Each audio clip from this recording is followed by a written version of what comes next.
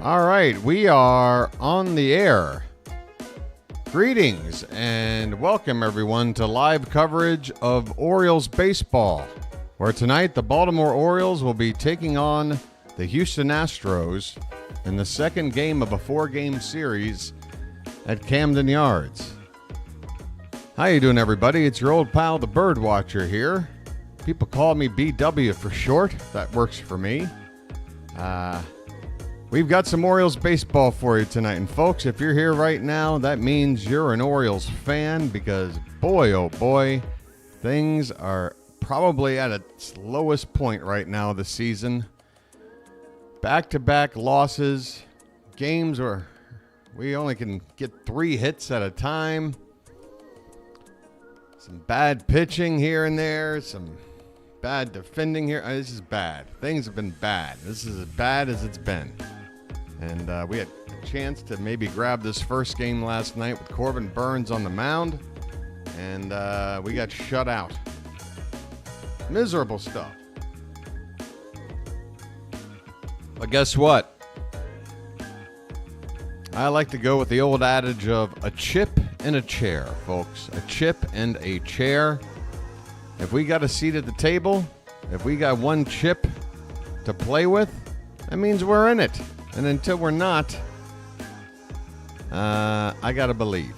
I gotta hope. I gotta dream. I need the magic. Folks, our team just needs to get healthy and figure out offensively what the hell's going on. I think the pitching's going to be okay outside of who we're going to turn to for a closer. I mean, we got serviceable arms in the bullpen, I think. Maybe not the strongest bullpen in the history of postseason baseball, but serviceable. But we really don't have that shutdown ninth inning guy that we were hoping for. Kimbrel has turned out to really be exactly what we thought he was. I mean, a guy getting up there in age, already showed last year in the postseason he can be dicey. And, it didn't take as long as October to figure out with Kimbrel this season. I'm already getting way too much into things, folks. I'm completely shirking my duties and delaying my responsibility of introducing myself to those that might be new to my channel. Hello.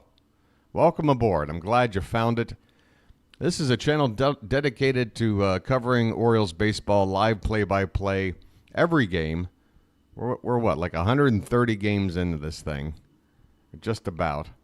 If you enjoy Orioles baseball or just baseball in general, this is a great way to follow along the game. Maybe you don't have a way to watch it on TV, whatever the case may be. Maybe you just prefer to hang out with other fans and chat it up here in the Charm City chat.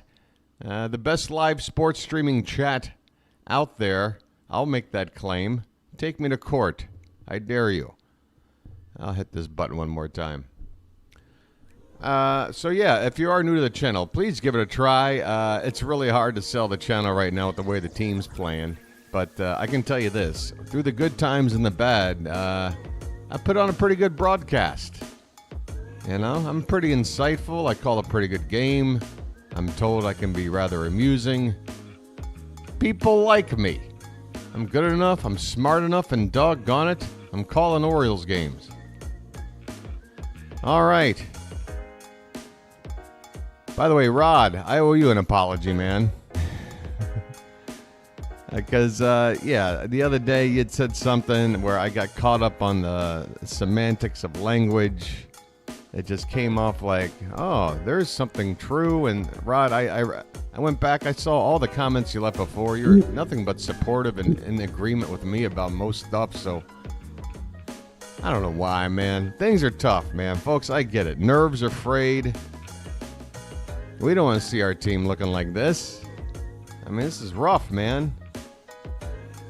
You're solid too, Rod. You're solid because you allowed me to make a mistake. You allowed me to apologize, and you allowed to let it go forward. That's something, Rod, that puts you in a minority these days. Most people, the second you do something, that's it. You're Dunsky. Even if you've established some time with a person. I get it if you're complete strangers. If somebody does something you don't like, you're like, well, enough of this guy. I got no investment. But I mean, Anyway, I digress. Listen, folks, let's get down to brass tacks. We're 4 minutes away from first pitch already. It's going to be Cade Povich on the mound. That's the really exciting part here, and I hope it. I really do. I really hope Cade can give us something a lot like what he did in his last start, which was really exciting. It really was. I think we wound up losing the game, but I honestly can't remember. Did we lose that game? We've lost most games lately, so wouldn't be a terrible guess, but it really didn't matter at the end. Just Cade Povich showing me something that could be a sign of things for years to come. And I got the audio up. Hey, we've got the broadcast team. Palmer, McDonald, Brown. All right, we've got the A-list Orioles broadcast team. We've got the Masson game up. We got Povich walking in from the bullpen with James McCann right behind him. McCann's going to do the catching tonight. Oh, so that does want to bring me to one subject, folks, before things get kicked off, and that is I think Eloy Jimenez is in the doghouse for whatever reason. I just get that feeling because, I mean, folks, newsflash, our offense has been terrible lately, but one of the few bats that have been at least okay, I'd say, have been Ramon Arias, maybe Ryan Mountcastle, who's also not in the lineup tonight, and Eloy Jimenez, who's not in the lineup tonight for a second straight game. And instead of using Jimenez as our DH, we're going back to having two catchers in the lineup again. That tells me that Eloy did something to upset somebody, which would not be out of character, and would sort of let you know why a guy like this was on a team that is historically one of the worst teams ever put together. Now, look, I think Eloy Jimenez can help this team out with some big hits down the stretch. He does have a really strong bat. He has a huge hole in his swing, though, in the outside part of the plate. It's so glaringly obvious. I don't know why everybody doesn't just stay off the plate outside with this guy. But the fact of the matter is he's here for the rest of the season. I see no chance of us, offering a contract to stay on after this. Yeah, he's already known to not hustle, and the thing is, if you're a DH, if you can't bust your ass down the line, I mean, it's your only job, You get to sit your butt in the dugout 95% of the game. You got to walk up to the plate 4 times, give us your best AB, run it out, and then go back and sit down. Is that too much to ask when you're making millions of dollars? I don't think so. Hey, Splendid, you're like predicting what the standings are going to be every game. Is that going to be a habit, your predictions? You have no idea, dude. You haven't a clue. Like, even if you're right, it's just a matter of, oh, you happen to be right. You don't know. Because this is now 2 games in a row where you're telling us how many games are going to be out, how many games this. Yeah, why? That's not a guess. You're stating it as a statement. It will be. There's no comma, I think. There's no. No, you're writing statements. All right, well, maybe clarified as such. Here are your lineups. Oh, boy, I'm already in a mood. Hey, by the way, I got a button for our offense tonight. Let me test out our new button. It's all good, Splendid. You're new. I'm just trying to set a tone for things here. Especially, there's no reason for predictions like that. There's just, what is the purpose? Either you're wrong, and then no one's going to go back and fact check you, or you're right, and then what? We give you a cookie? What's? Live! There it is. Live, do you hear me? Give my creation. Oh, that's got to be louder. All right, that's straight out of Young Frankenstein. I don't know if you can hear it. Anyway, Cade Povich is about to get started, folks. This Houston lineup is probably going to flip over here and show me the the positions. Jose Altuve, certainly playing second base, is stepping up to the plate right now. Folks, we are ready to get started in Game 2 of this 4-game series. First pitch from Povich is drilled. Altuve out in front of a 93-mile-an-hour pitch. Fouls it off to the left for strike one. Altuve's hitting .297. This guy just hits around 300 every damn year. This pitch is low and in, and that got a piece of Altuve? Are you serious? This is how we're starting? Brandon Hyde puts up his hand. Freddie Gonzalez picks up the phone. You're going to have to give us a better replay than that. I don't know. It looks like he dodges it. Really? God. Altuve's on with a hit by pitch to begin the game. Here we go. Alex Bregman at the plate. He's DHing tonight, hitting .261. And he swings at the first pitch, pops it up. Second baseman Holiday going out. Come on, dude. Handle it. Damn, he don't look comfortable out there. Holiday makes the catch. But if you drew like a dotted line for his path to that baseball, it would look like one of those panels out of the Family Circus when the kids are in the backyard just zigzagging around. 1 on, 1 out. Here's Yainar Diaz, who's catching tonight. He DH'd in Game 1. .303 average, 15 homers, 71 driven in.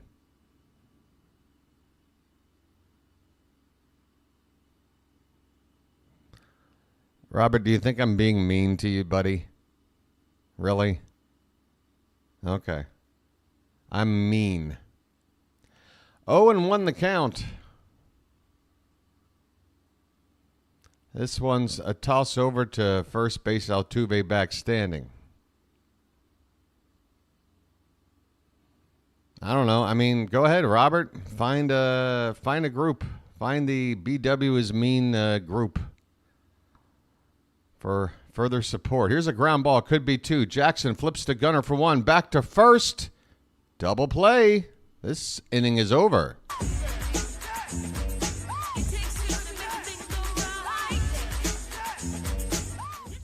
All right. Cade Povich doesn't give up a hit. Gets a double play ball. 3 batters, 3 outs. Yeah, a guy got on base with a hit by pitch, but,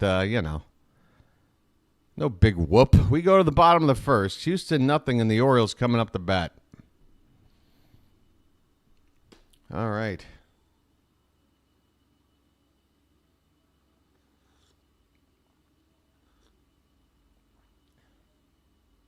Yeah, I'm starting to find this out a lot from people where, and I'm not trying to, I'm talking about my own sister. I've been loyal to you for months, and you were mean to me last night. All right, Robert, cite an example. Cite an example. Is it mean, or is it me just being frustrated with you sometimes? What is it? Please, cite an example. You can copy and paste any section of last night's chat or quote me from whatever I said. What happened, buddy? Let's work this out. Let's have a truce or something. I don't know, buddy. I don't know what you want, man.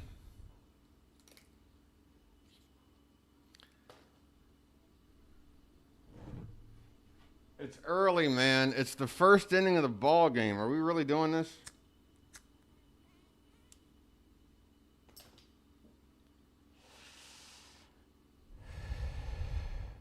Folks, I'm not afraid to apologize. I've probably done it half a dozen times or more already during the course of this season for various reasons to people in chat.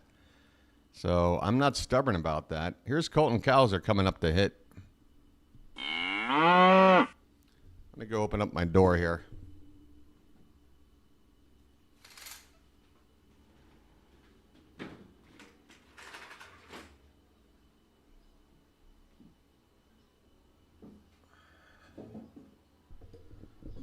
So it's Cowser, Rutschman, Henderson, Santander, O'Hearn, Mullins, Arias up in the 7 hole, Then Holiday 8th and McCann batting 9th against Hunter Brown for the Astros. 24 starts on the season. He's also made one appearance in relief, a record of 11-7, 3.82 ERA. Opponents hitting .254 off of him. He's a solid young arm in the middle of this rotation, and here is the first pitch to Colton Cowser. It's off the plate outside for ball 1.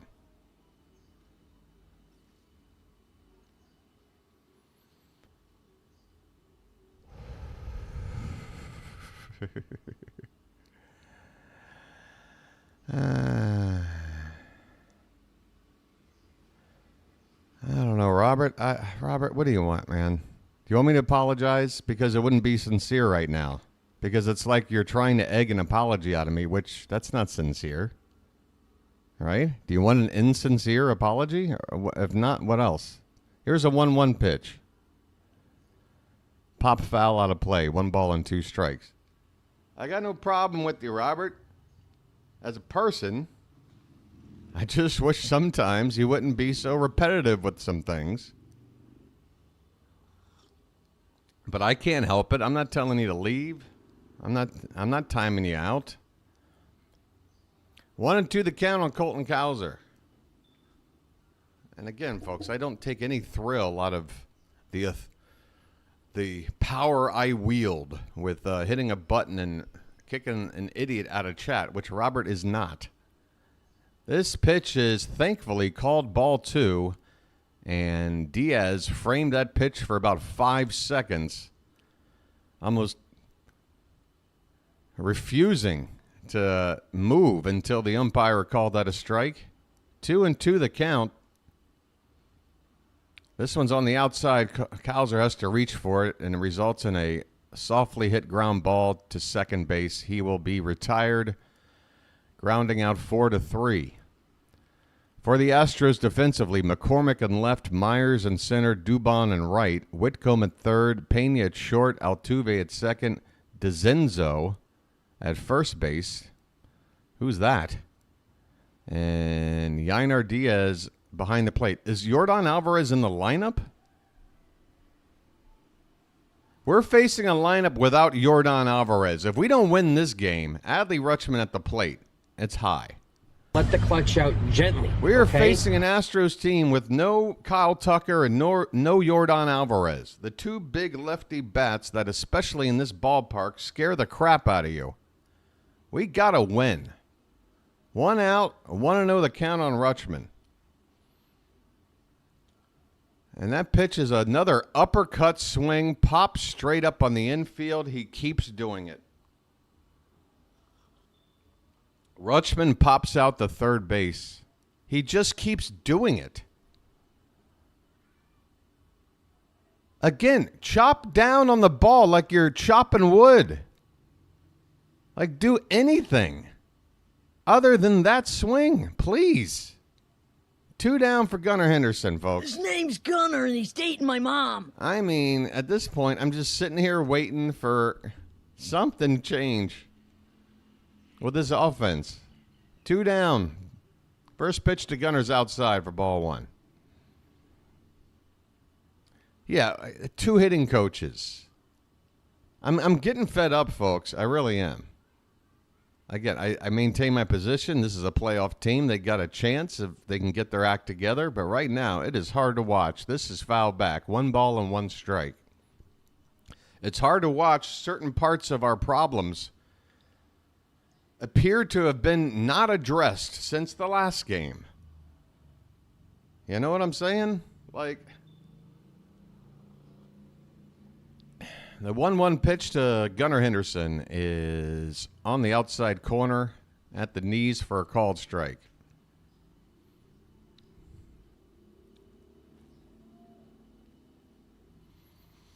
Is Alvarez day-to-day? Is that right? Okay, well, no, I don't wish anybody injury, but Gunnar hits one to left center field. Backing up is Myers, and he's going to make the catch just a couple of feet in front of the bullpen wall out there in left center field. And the Orioles are retired 1-2-3. We head to the second inning, scoreless in Baltimore.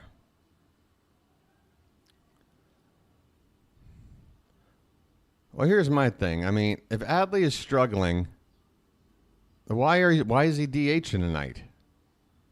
If you want to keep him in the lineup, fine. Have him catch. But if he needs a day off from catching, then just give him a day off and let Eloy DH. Adley's not doing enough at the plate to deserve being a DH at the top of the order.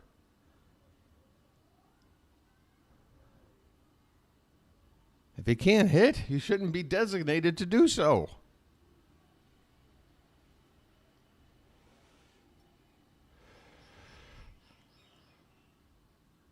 I mean, we made a point to go out there and go get a DH bat. And why isn't he in this lineup tonight? We don't have Ryan Mountcastle or Eloy Jimenez in this lineup. But we've got two catchers.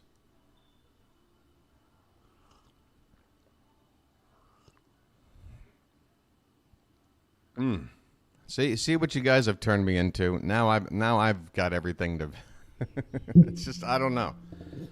I'm gonna call the game. I'll probably be. It'll be better for my mental health to just call the game.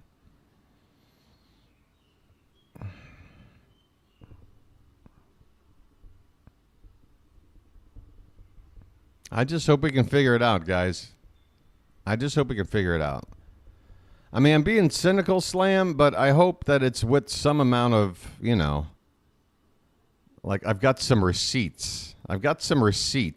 To some of the issues I'm pointing out. I can point directly at examples. I'm not just saying, oh, this guy sucks. We can't win. Hey, is that Meatloaf in the crowd? Look like Meatloaf. Pena at the plate. First pitch is fouled off to the left. Jeremy Pena.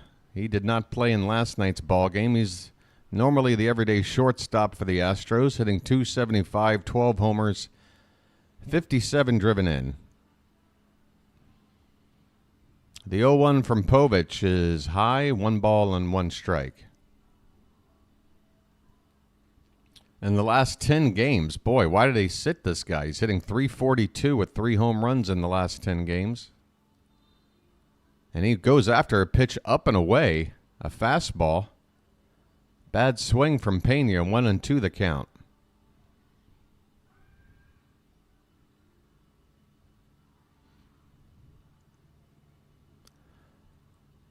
The 1-2 swung on and missed. 85 miles an hour. Was that the change?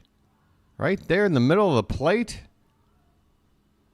Had Pena fooled. He strikes out.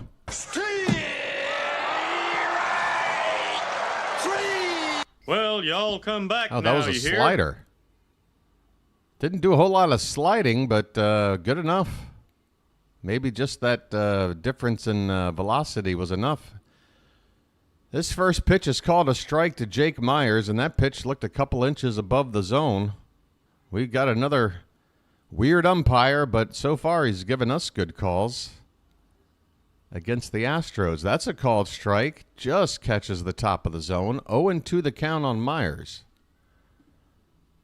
All right, folks. I mean, you know how these umpires are. It's our job to figure out what the hell their zone is supposed to be and then exploit it. If they're giving you a pitch somewhere off the plate, just keep going back there. 0-2 pitch, low and away, 1 ball and 2 strikes.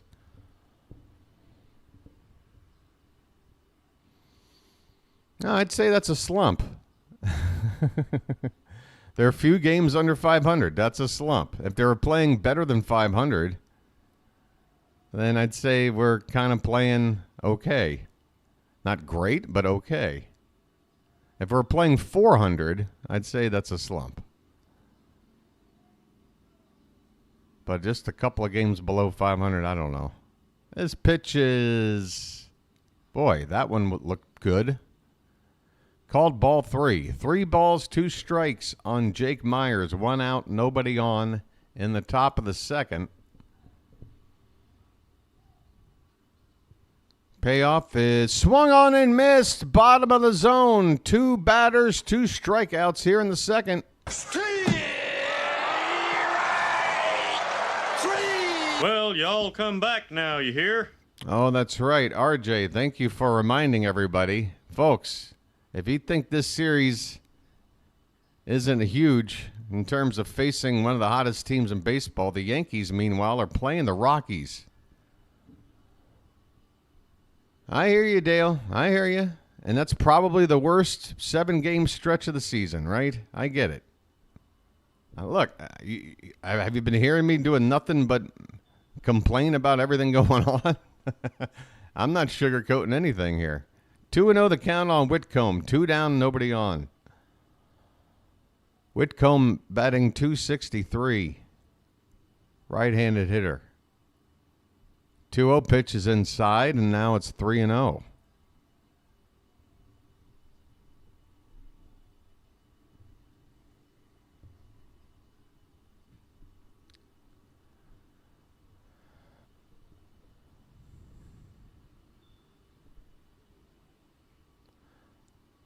This pitch is up and away, and that is ball 4. A 4-pitch walk to Shea Whitcomb with 2 down, nobody on. Well, now there's 1 on. The Orioles defensively left to right in the outfield. Cowser, Mullins, and Santander. Arias at third, Gunnar at short, Holiday at second, and Ryan O'Hearn playing first base tonight. Mountcastle not in the lineup. McCann is behind the plate. Adley Rutschman DHing today. And so far, he's 0 for 1 with an uppercut pop-up to the infield. Here's Mauricio Dubon. First pitch is ball 1. Povich has missed the zone now in 5 straight.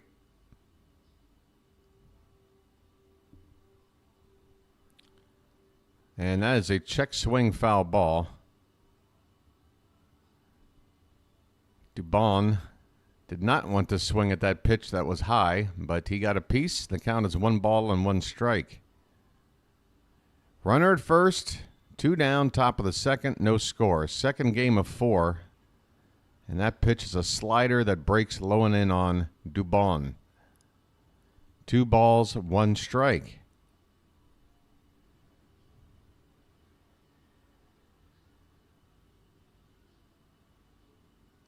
I feel you, Dale. I feel you, man. That one's lifted into right center. That could be trouble. Mullins, a long run, and he makes the catch while going into a dive. Said Mullins knows how to cover some ground. It's all in the reflexes. Besides that, it's all in the reflexes. Oh, that's why I think said Mullins is a fine center fielder. Yes, his arm is not strong, but man, does he cover the ground. He does it again here. That saves a run. We go to the bottom of the second.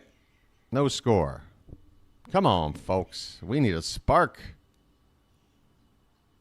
Give my creation life. You know, I might go in and just manually pump up the audio on this thing. This thing ain't loud enough. Where is this? All right, let's pump this up. Let's give this another try. Life, do you hear me? Give my creation life! All right, that's for the offense going forward. I'm a big Gene Wilder fan, and I had an excuse to add him into the soundboard. Yeah, Michael, I would think so. I would think so. We're not seeing those curveballs just hang out there up and away to right-handed hitters. They're actually breaking.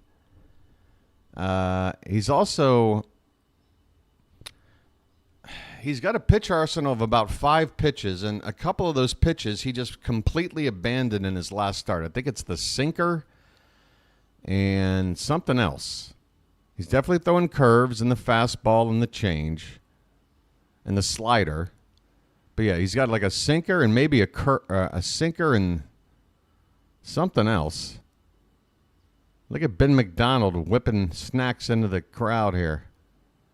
But basically, yeah, he dropped at least one of his pitches out of his arsenal, didn't use it at all, and I think that's part of the thing. You know, a lot of times, sometimes it's just a matter of taking a pitch out of your arsenal that ain't working. Here's Anthony Santander, and he takes a called strike to begin this at-bat. That's not a tater tot, that's a tater giant.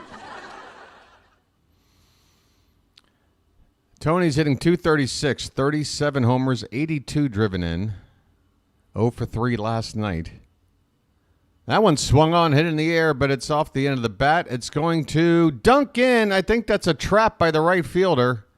Yeah, that's a trap. Anthony Santander will reach on a bloop. He took a big swing like he's going for the flag court, and that might have made the right fielder break back before he broke in, and that might have made the difference as Dubon traps this ball. It's going to be a leadoff single for Tony. Yeah, the Astros hit their share of bloops yesterday off of Corbin Burnes. Here's Ryan O'Hearn. And that pitch is a called strike. Belt high on the outside corner. Lights on. Let's turn and burn. O'Hearn batting 272, 12 homers. I think that said 48 driven in. By the way, 3 for 6 with a double and homer off of Brown lifetime. That's a called strike, too.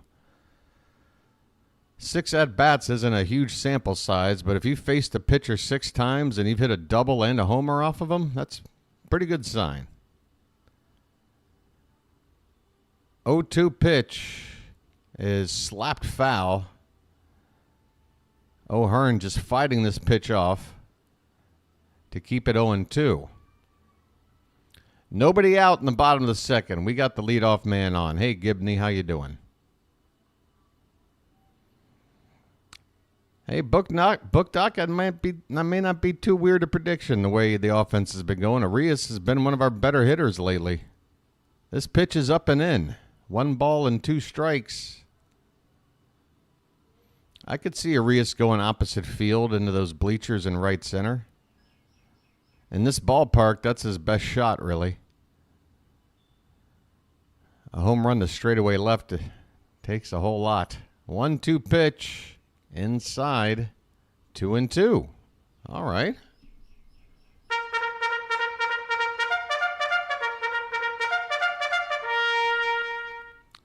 Hunter Brown throws a lot of cutters, and apparently Colton Cowser, Sid Mullins, and Ryan O'Hearn are amongst the best hitters in the league against the cut fastball. They just showed a nice graphic there. This pitch is fouled away. Count remains 2 balls and 2 strikes.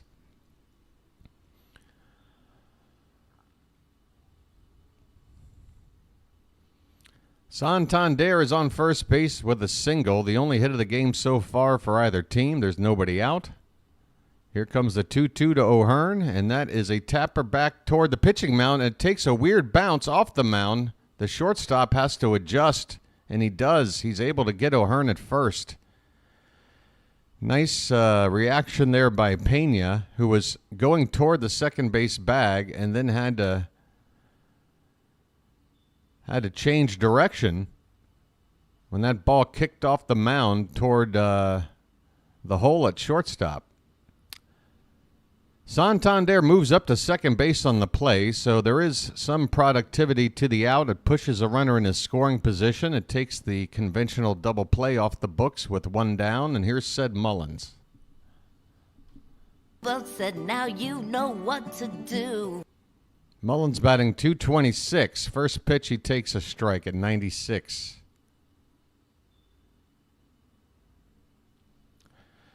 All right, this is where the rubber meets the road, folks. Can the Oriole offense knock in a run from scoring position with 1 out? This pitch is high, 1-1 the count.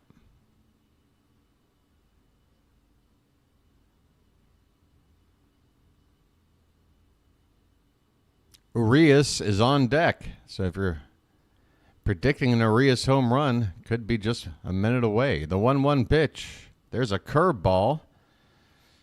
It was a nasty movement on that curve, but it just fell off the inside part of the plate for ball 2. Mullins took it. It's a good thing he did. I don't know what he could have done with a pitch like that. 2-1 the count. That one's high. 3-1, folks.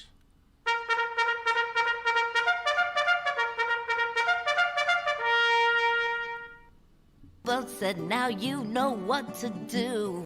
Runner at second, 1 out. 3-1 the count on Mullins.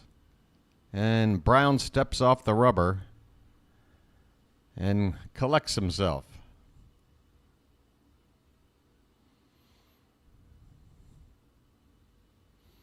Back on the rubber. Here's the 3-1 pitch. That is swung on and popped straight up, back behind the plate and out of play, thankfully. The count has gone full on Mullins. The Orioles are wearing their City Connect black shirts with the white block letters of the city of Baltimore across the chest. White pants. Astros in their standard road gray jerseys. 3-2 pitch, fouled straight back. Mullins is hanging in there. And this is a sign of an offense that's trying to do something. Working counts, going deep in the counts. Fact of the matter is, folks, worst case scenario, even if you can't rally, make the pitcher work, get his pitch count up. This pitch is swung on, hit toward the left side, and fouled again. We're going to see an 8th pitch of this at-bat to Ced.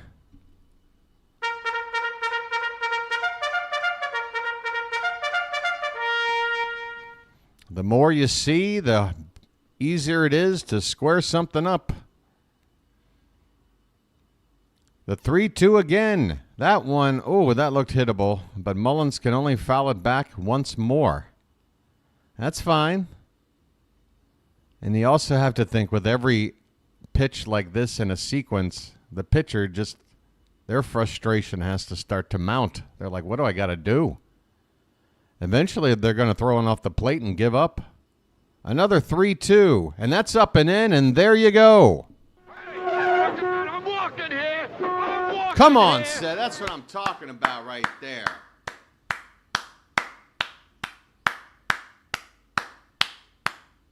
All right. Mullins working his ass off to get on base. 2 on now with 1 out. And now we got to hope. Is it holiday time? Oh, it's Ramon. That's right. Okay. Ramon, then holiday tonight. I have a brother. I have a brother. Arias at the plate. 2 on, 1 out. The pitch. That is way high. Ball 1. Arias hitting .244, 8 homers, 27 driven in. He went 0 for 3 last night. 2 on, 1 out, bottom of the second. The 1-0 to Arias is swung on. That's going to be a... Oh, they throw it away! They throw it away! They throw it away! Santander will score! It was a tailor-made double play ball to short. Pena throws to second, and the ball just goes into the outfield. A run is in, first and third. It's 1-0 Baltimore. Come on, folks. I'll take it any way we can get it. I'll take it any way we can get it. Let them make mistakes. Maybe it'll give us some confidence. First and third, 1 out. Now, Holiday is up here. Jackson. You know what I want? Who's at third base? Is it Mullins at third?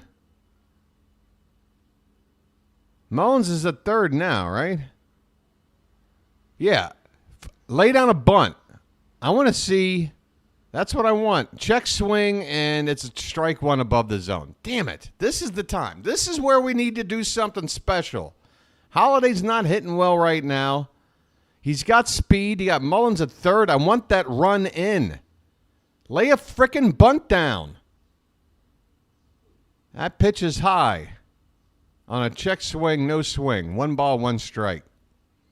It's what they did to us last night. Why can't we do it? He got speed up the butt. Let's use it. If we're not hitting, the 1-1 pitch. Curveball called strike 2. Not even a thought. Not even a thought to lay one down. 1 ball and 2 strikes on Holiday. Come on, Jackson. Man, you're really going to disappoint me if you can't get that runner in from third. With less than 2 out. That's your job, buddy. He takes high. 2-2 the count. I'm rooting for you, buddy. Come on now.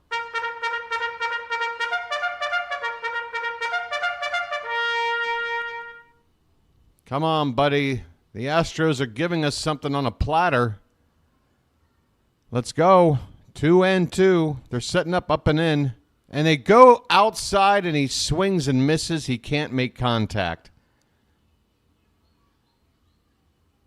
2 down in the inning. Runner at third still there. You get...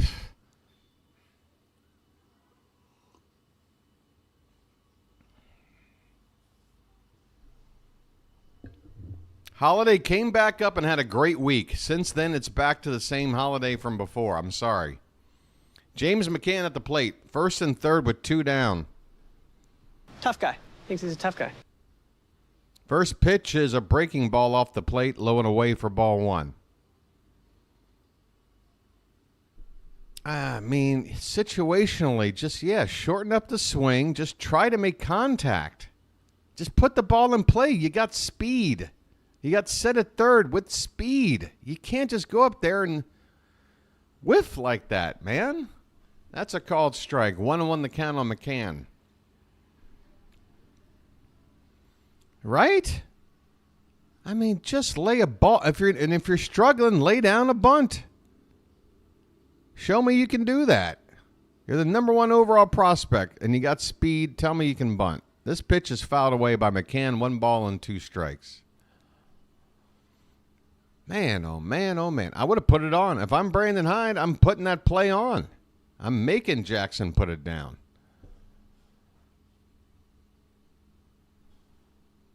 One and 2 the count. First and third, 2 down. 1 run is in, thanks to Houston's defense that should have ended the inning with a double play.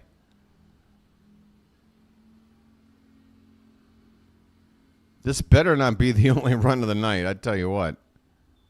The 1-2, that's high, and I guess we stole second base. Ramon Arias steals second, and Yainer Diaz, the catcher, he did not want to throw down there for fear that Mullins would break from third and try to take home. So credit Ramon Arias with a stolen base. That is the first steal of the season for Ramon.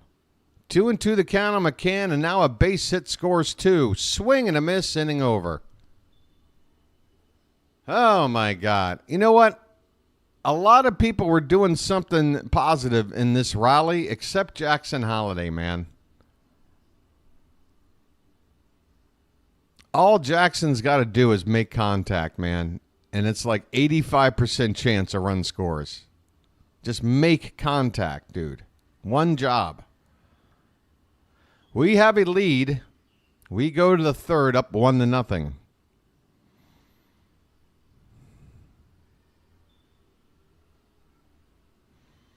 Well, with Mayo, you know, they're working on it with a different coach in Norfolk. Hopefully he'll come back better. Yeah, Jackson, I feel like, should have had a day off. I thought Levon Soto was going to give him a day off, but we wound up optioning Soto back to AAA. Now we got Rivera up, and the only way Jackson's going to get a day off is if Urias plays second base, because Rivera can only play the corners. We don't have a middle infielder backup right now.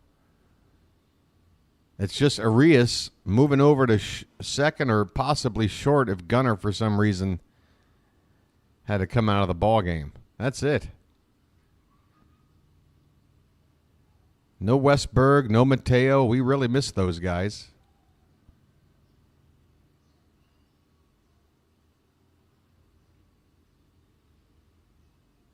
That just drives me nuts. Again, Mullins and Holiday, the perfect combination to just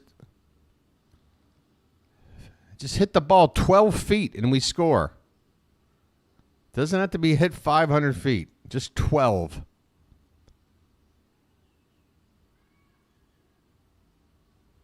There's a replay of that catch from Mullins, and that did save a run, folks. That was a 2-out catch. Runner from first was off with the pitch. If he doesn't make that catch, that's a run. All right, we go to the top of the third. It'll be Zach DeZenzo at the plate.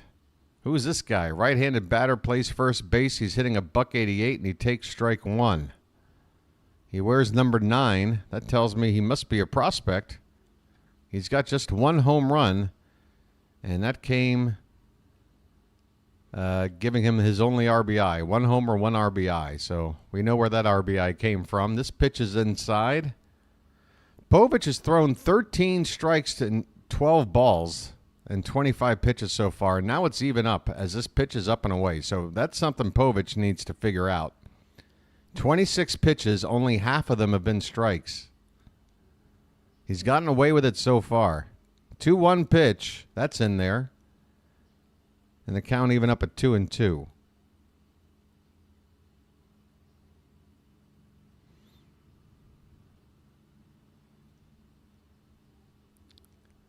Next pitch is a check swing that DeZenzo wishes he did not try.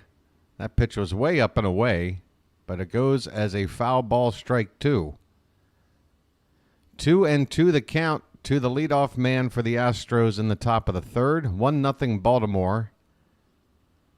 Pitch swung on. That's going to doink in there for a base hit in front of Mullins. Not a hard line drive, but a liner in the center field. So there's the first hit for the Astros. A leadoff single for DeZenzo.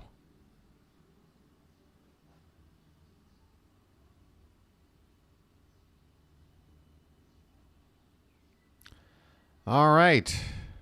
We've got Chas McCormick at the plate, and there's a big curve ball from Povich in there for a strike. McCormick batting just 193. 4 homers, 22 stakes. He's a part-time player. Oh, a big cut and a miss on a Povich curve there. Oof. Oh, McCormick.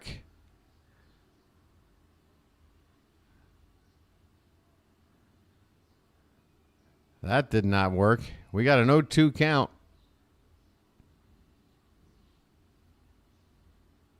Next pitch.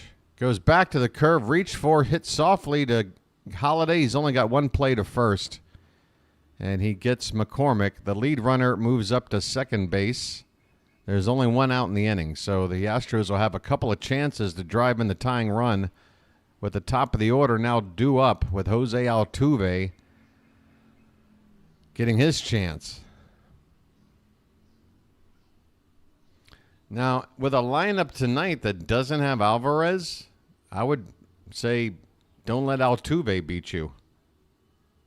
With this lineup tonight, there's a curveball in there for a strike to Altuve. Yeah, I mean, if we're in situations where we don't have to pitch to Altuve, but right now I think he got to. You're up a run. 0-1 pitch. That's reach for right field. Going back is Santander, and that ball is gone, and that's why you pitch around the best hitter in the lineup.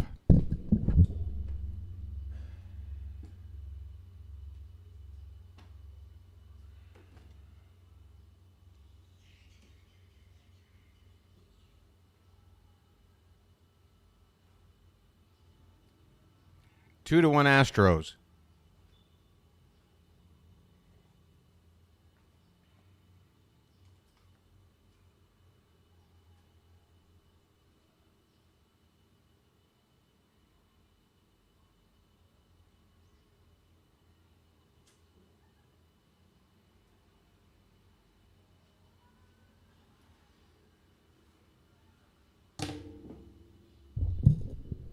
No Alvarez in the lineup. Base open. Best hitter in the lineup at the plate. What do I know? Alex Bregman has a 2-0 count. Base is empty now. 2-1 Houston in the top of the third. Home run dependent offense here. Curveball is in there for a strike. Guess I was overly optimistic. Robert, were you secretly knowing that Povich wasn't going to throw 6 scoreless and then you were just waiting to type that in whenever he gave up runs? Here's a ball hit to left field. Cowser makes the catch 2 down. Because it kind of comes off that way. Like this was all a plan. To show us how stupid it is to be optimistic. Is that what it is?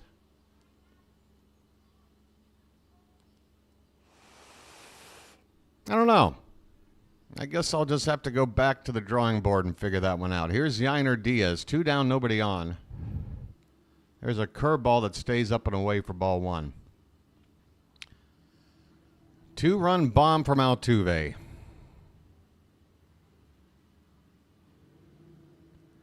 The 1-0 is foul back. 1 ball and 1 strike.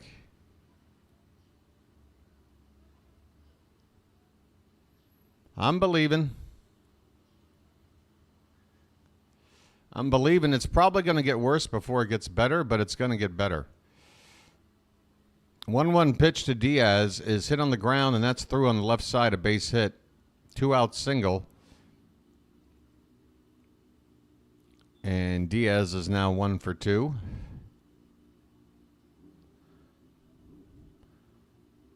Povich has gotten touched up here in the 3rd. And now Jeremy Pena up again. He struck out his first time up.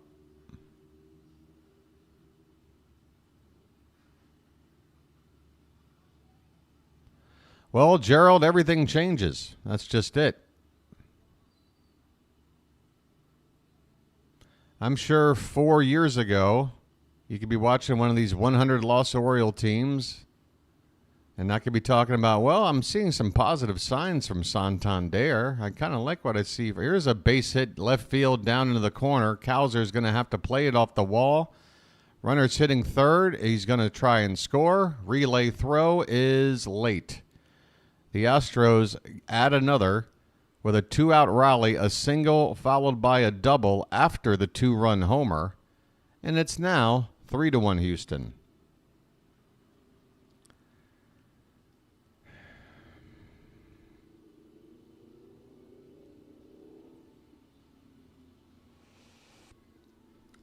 This was always going to be a series like this, but the way we're playing and the way Houston's playing, unless some sort of spark happens, unless some kind of a divine intervention takes place, there's no reason to think it's not going to be any different tomorrow or the day after. They are a better team than us on all sides of the baseball right now. Drew French is out to talk to Povich.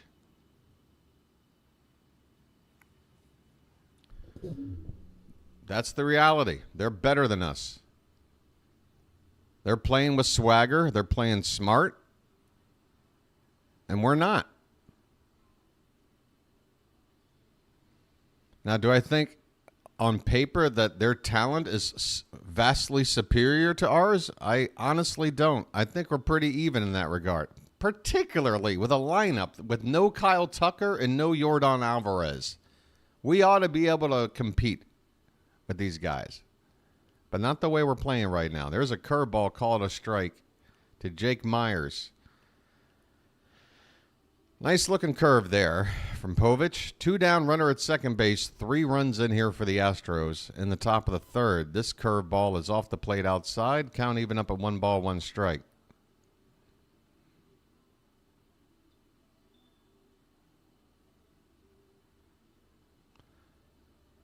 Yeah, you just have to think something. That was a curveball left up over the plate, and that is going to drive in another run. A base hit to left.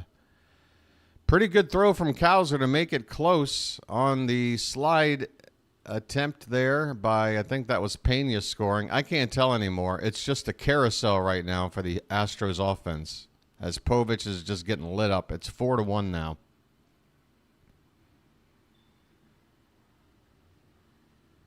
Yeah, that was Pena in the score.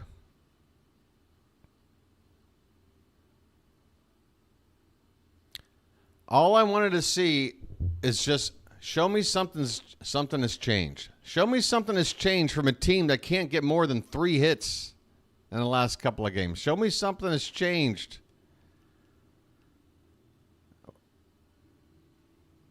I'm not seeing it. Shea Whitcomb at the plate, 0-1 the count. I'm going to wait until it does because everything inevitably changes. It's called evolution, folks. Even rock formations shift over some amount of time. I mean, it can't be like this. Something's going to change. Either the front office is going to do something, Brandon Hyde's going to do something, a coach is going to get fired, whatever. Something's got to happen. Because you just can't keep doing this every night. 0-2 the count on Whitcomb. It's one thing to be in a slump. It's another to look not competitive. And that's what I'm seeing right now from this team. And it's awful to watch. It really is. Because I love this team. This pitch has popped up. First base side. O'Hearn in foul ground makes the catch and the inning is over. 4 runs given up by Povich on 5 hits. Including a 2-run homer from Jose Altuve. We go to the bottom of the third, 4-1 Houston. I love my O's too, Book Doc. Folks, let's try to do something slightly therapeutic for a minute. What do you say? I'm just going to type in a statement, and if you agree with me, then feel free to join in and type it in too. If you don't feel that way, don't type it in, but I'm just going to type it in. That's all I know.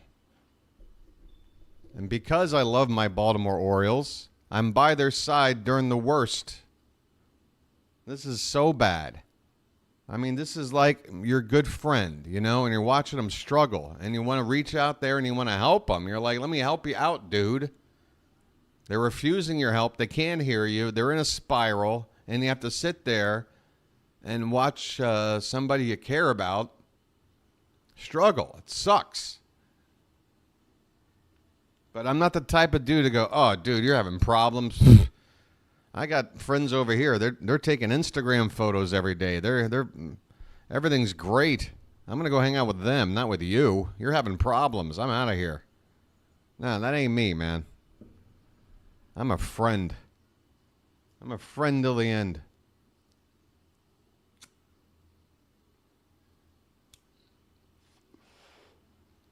We're going to figure this out. It's going to be a shame if we don't figure it out before the end of this regular season and give ourselves at least a chance at a postseason. It'll be a shame. But one way or another, eventually, we're going to figure it out. Here's Colton Cowser to begin the bottom of the third. My goodness. Still scoreless with the Rockies and Yankees. First pitch to Cowser is called a strike.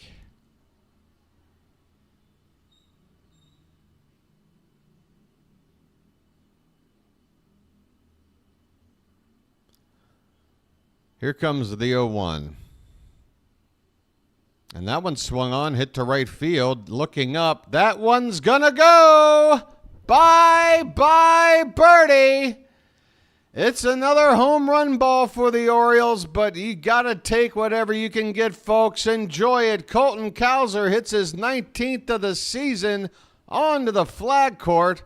A solo shot. It gets us another run on the board to make it 4-2.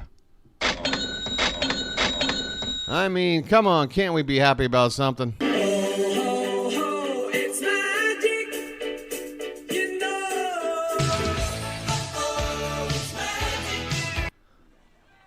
Cowser drinks from the homer station.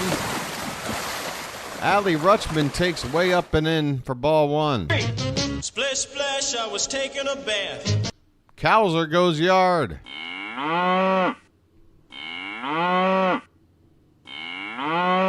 Just hit the crap out of the ball. Thank you. That felt good. Here's Adley Rutschman. Come on, buddy. He takes ball 2. That one's low. Something. A spark. Where's Joan Jett? Get her in the clubhouse. I don't know. Get me in there. I'll make a spark. Tell you what. This pitch is... What happened there? Fouled away? 2 balls, 1 strike? 2 balls, 1 strike on Rutschman, and little boy gets that baseball with a Sid Mullen shirt on. That kid can't be more than 7 or 8 years old. You got to love it. 2-1 pitch. Off the plate. 3-1 on Adley.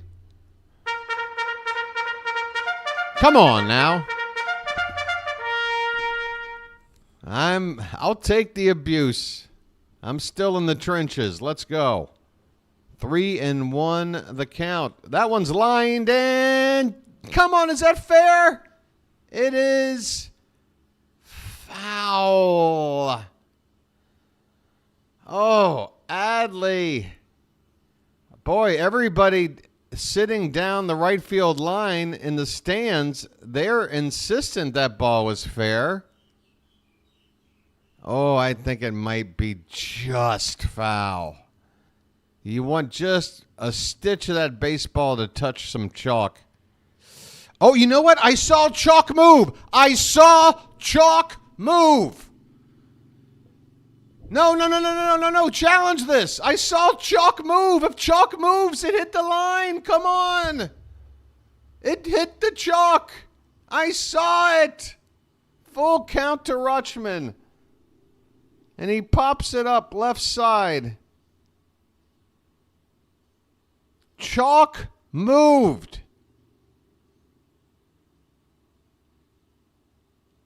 It was the second replay. The thing is, folks, if you're in the dugout and you want a challenge, you only get like one shot. And if it's the angle that doesn't help you, what can you do? They didn't. If they saw that shot, they would have challenged. Rutschman draws ball 4 anyway. I'm walking here. Solid AB from Adley to draw the walk, although he could be standing on second instead with a double. Hot damn.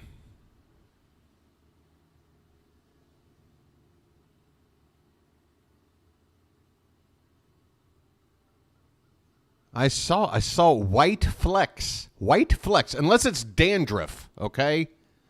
Unless some poor bastard from Dundalk is sitting in the first row and it's like snowing dandruff down the line there. That is chalk. Here comes Gunner.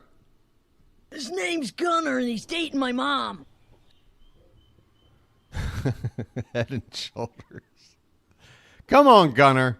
Let's go. I want to have some fun, too. Can I have some fun watching a ball game? Here's the pitch. Called a strike, and that was low. Santander on deck. Folks, nobody out. And now we got the meat of the order up. Pete Rose dandruff. Oh, Gunner chases one way off the plate. Got a piece, fouls it back. Not a pitch you want to swing at 0-1. Really not one you want to swing with 2 strikes. And that's not even close enough to protect, but Gunner swung at it. 0-2 now.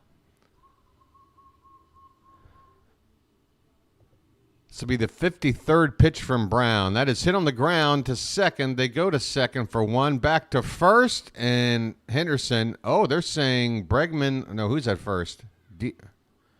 Oh, that's that weird guy that I don't know. They're saying the first baseman was off the bag. I didn't see his foot off the bag, but let's take another look on this relay back to first. Oh, you know what? It does look like it slips off. He had it on top. Normally, as a first baseman, you want to press your cleat flush up against the side of the base because not only do you have a better feel for the bag, it protects your foot more from getting stomped on, and it kind of leverages your body a little better. They're going to challenge this call, and I think they should. I think this foot comes off the bag, and his cleat, I mean, we're talking micrometers here off the bag, but off the bag either way. In my humble view. The question is there an angle? Yeah, that's the angle right there. You could fit, folks, you could fit yourself a jumbo hot dog between the foot and the bag. We just got a nice still shot from a angle where you're looking right down the middle there. We should win this challenge, and this should be a double play, or this should not be what the hell are we doing? I don't know. Yeah, this should not be a double play. Or, wait, what are we doing? Gunner is at second. Or no, Gunner is at second. Folks, reset. I'm playing this for myself right now. What you just said is one of the most insanely idiotic things I have ever heard. I'll just At no put my point dunce in your cap rambling, on. incoherent response were you even close to anything that could be considered a rational thought. Everyone in this room is now dumber for having listened to it. I award you no points, and may God have mercy on your soul. Anthony Santander's coming up. Did we win the challenge? I think we did. Gunner's at first base, 1 out. 4-2 Houston. Come on, Tony. I got my dunce cap on now. That's not a tater tot, that's a tater giant. I deserve it. That one swung on, hit in the air left side, and it is just out of play by a couple of rows. Down the third base side there. Foul ball. Folks, get those taters up.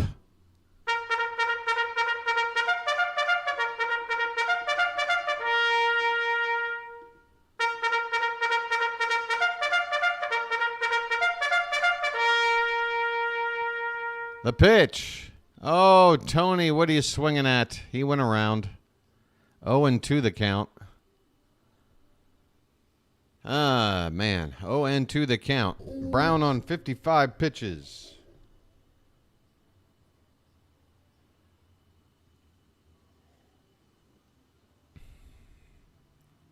This one is a check swing. He didn't go. He didn't go. He didn't go. He didn't go. And he didn't go. He didn't go. 1 ball, 2 strikes. He didn't go. Why have I turned into Rain Man? Maybe it's the hat. 1-2 the count. Runner at first, 1 down. The Orioles down 2. Pitch. Swung on and missed. 97. Belt high. Middle of the plate. Tony could not touch it. 2 down in the inning. All right, folks. Where does that leave us? So it's Adley, then Gunner, then Tony. So who's up? O'Hearn? Is it O'Hearn time? Is it time to turn and burn? Yes, it is. Lights on. Let's turn and burn. First pitch to O'Hearn, fouled straight back. 0-1 on him. 0-4-1 tonight. He grounded out to second his first time up. O'Hearn, let me hear ya. I will accept our home run dependency, sir. Please hit one out to the flag court and tie this ball game. That's a swing and a miss. 0-2. Next pitch from Brown will be number 60, so he's going to have at least an average of 20 pitches per inning, which would mean he's not going to get out of more than 5 innings of work at that rate. Here's a ground ball foul off to the right. Still no balls, 2 strikes on O'Hearn. Come on, Ryan. I know you can hit with 2 strikes.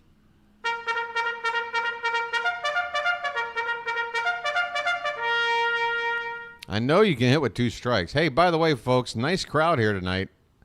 And thankfully, we got ourselves a more competitive ball game than last night. The 0-2 pitch. That is taken over the plate, but low. 1 ball and 2 strikes. Charm City chat. Got to go to Kmart. Yeah. Got to go to Hot Topic. Yeah. You know what I just realized? The Rain Man kind of sounds a little bit like the boss from Office Space. Yeah. I'm going to need to do those TPS reports. Yeah. And then I'm going to watch Wapner. This pitch gets away. A 1-2 pitch. And the runner will move into scoring position now. Gunnar Henderson with 2 down. A base hit now from O'Hearn scores a run. Let's go. Yeah, I think if you did a mashup of Rain Man and the boss from Office Space, you would realize they're very similar. in certain ways. 2-2 the count on O'Hearn. 2 down. Henderson is at second. Here's the pitch. Low. Low. Low. Low. Low. Low. Low. Come on, folks.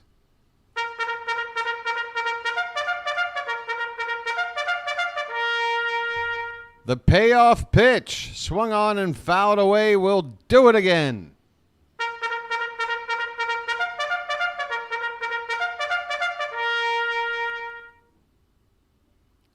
It's Rain Man Lundberg. Rain Man Lundberg. Full count. Here's the pitch. Swung on, left side, fouled away. Folks, we're seeing another long AB. Folks, let me tell you something right now. If you've got an eagle eye for baseball, you're recognizing that the Orioles are doing something tonight that is a sign of a healthy offense trying to get on their feet. They are working some counts. Some of these guys, Jackson Holliday's not having good at-bats. I can tell you that right now. Jackson should not be in the lineup right now. Here comes the payoff pitch to O'Hearn. That one is swung on and fouled away. We will do it again.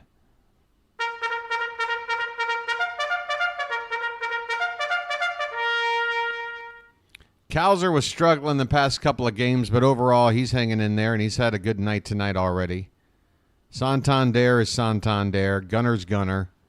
Adley, we know he's struggling, but we still got to have him in the lineup mostly every day. This pitch is fouled away off to the right. Unbelievable at bat going right here for Ryan O'Hearn. This is what I'm talking about, folks. This is a team that wants it. Ryan O'Hearn wants that hit. He does not want to go gently into that good night. We got another payoff pitch coming. Here it is. Swung on, hit on the ground, second base, backhanded by Altuve. He'll throw out O'Hearn and the inning is over. But, folks, it's okay. It's okay. It's all right. We got a run, and I saw a team trying. I saw a team thinking a little more, trying something a little different, being a little more patient, doing some things. And, yeah, Yankees are probably going to win every game out there. What can we do? Folks, if you want a scoreboard watch during a week where we're playing Houston while the Yankees play the Rockies, go ahead. If you enjoy that sort of punishment, that self-inflicted punishment, go right ahead. I can't. We got to put our heads down and just take care of business here. All right? The chips fall where they fall. All right? The Yankees should be winning games out there. They couldn't sweep the White Sox. They lost 2 out of 3 to Detroit. I think they're going to lose at least 1 to Colorado, but who knows? Either way, again, their lead on us in the division could get bigger before it gets smaller. You know what I'm saying? We got to hang in there and just look for some positive signs. I'm seeing some positive signs from this offense tonight. Again, outside of Rutschman, who, he did, wait a minute, Adley in that second at-bat, what did he do? He got a walk. That's right, he drew a walk. He's still having problems hitting the baseball, but Adley, you used to be great at drawing walks last year. Your on-base percentage was one of the big appeals about you as a player, was your ability to know the strike zone, take walks, and that's why hitting you at the top of the order makes sense. But this season, as a team in general, we just haven't been walking enough. But look, Adley, if you're in a funk, if you can sit there, work a count, and draw a walk, job well done, dude. Maybe that's the key. Maybe it's not about swinging. Maybe it's about working on walking, and then maybe you'll start hitting better if you start walking. I don't know. Here's Dubon. He takes strike 1 from Povich. That pitch looked a little bit upstairs, maybe a little bit outside too. But we get the call. Next pitch is a curveball. Pops straight up. Foul ground. McCann makes the catch. 1 out. Povich gave up 4 runs in the last inning. He's going to try and settle down and give us a couple of more innings here and give us a chance to get back into the ballgame. We've already gotten 2 runs, although one of those came before the 4 runs. Here's DeZenzo, who singled and scored in his first at-bat. There's a curveball for strike 1.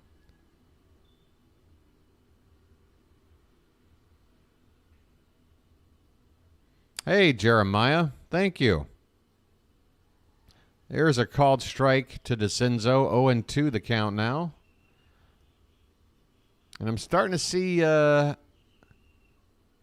little bit of energy in the crowd as well, considering we're down 2 runs and the way things have been going lately.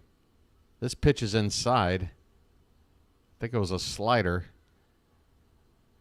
Povich has got to be careful with those sliders in on right-handers because he's already hit Altuve that way to begin the ball game. Those things really dart low and in on right-handed hitters. This pitch has hit to right field, and it will go out of play. 1-2 the count on DeCenzo. 4-2 Astros in the top of the 4th. Base is empty, 1 down. Game 2 of a 4-game series. Houston took the first game. What was it, a 6-0 shutout? Absolutely. They curb stomped us. Sorry for the harsh analogy, but that was gross. Speaking of gross, what a curveball from Cade Povich. Well, y'all come back now, you hear? Cade Povich with a curveball that starts up and away and ends low and in, right on the corner. 2 down. Base is empty. Here's Chas McCormick. 0 for 1 today. There's a curveball left outside for ball 1. I'm stumbling. I better light up my special lucky. Stumbling my words.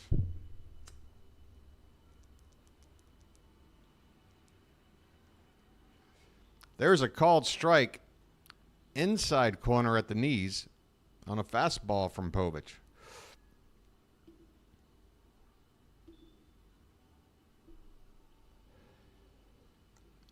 The 1-1 is a curveball, tries to catch the top of the zone on the outside corner.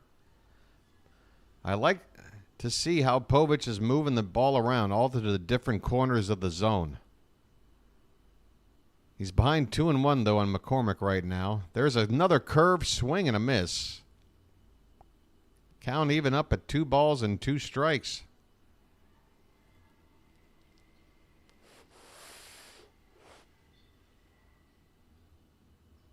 Oh, do I still have my Burger King crown on? I forgot. Hey, folks, like and subscribe or something. Here's the 2-2 pitch to McCormick. This one is hit in the air right field. Backing up is Santander just a foot or 2. He makes the catch in front of the track to win the inning. A scoreless inning from Povich, who tries to get back into a groove here. He's going to give us at least 1 more inning, we hope. And the Orioles have another chance with their offense. It's going to be the bottom part of the order here.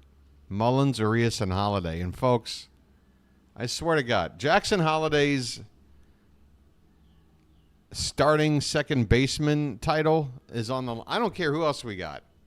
Put Urias at second, try Rivera at third. I don't care. But Holiday has not earned the right to be struggling like this for any more than about 3 straight games. So right now, we're up to about 5, 6 straight games with like 1 or 2 hits. And every other non-hit at bat has looked bad. I'm not trying to dunk on the kid. He's just a kid. He's going to get better. But we just can't afford this right now.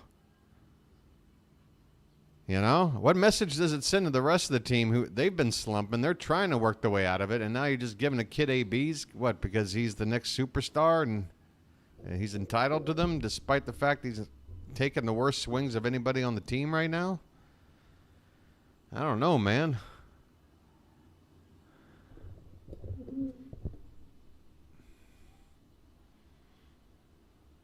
I might be different than a lot of other people. I mean, I don't care if you're a number one prospect. I don't care if you got a name that goes back into baseball lore. I mean, when you're a rookie, you're a rookie, you know? And I think they should all be tweeted. Great, I've turned into Elmer Fudd. They should all be treated the same way, which is like you got to earn everything. Once you've established yourself, you do you, boo. Until then, you got to earn.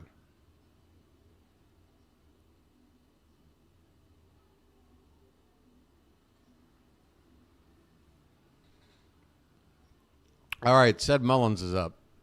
Well said, now you know what to do. First pitch swung on foul back.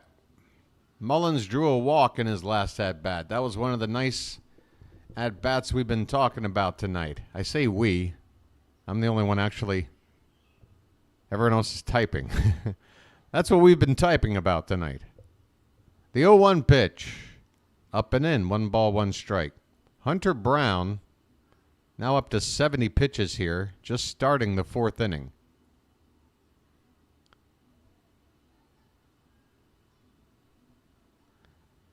Next pitch taken. That's a strike. 1-2 the count now. I think I'm going to need another cup of coffee. Actually, you know what? I need a lozenge. 1-2 to Mullins. That's a framed pitch that was low for called strike 3. Mullins turns around and talks to the umpire about it. And, yeah, I feel the same way. Why don't you wake up and smell what you shoveling?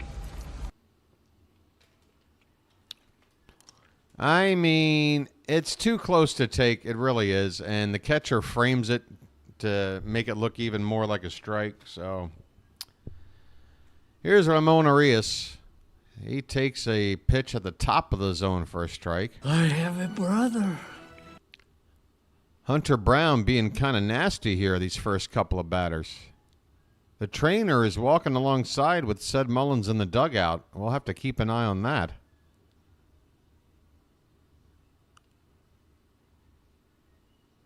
Things seem to be okay. Mullins is left to his own, left to himself. Trainer walked away. Arias pops one up on the infield. Shortstop Pena, he's got it, and that's out number 2. 2 down in the bottom of the 4th.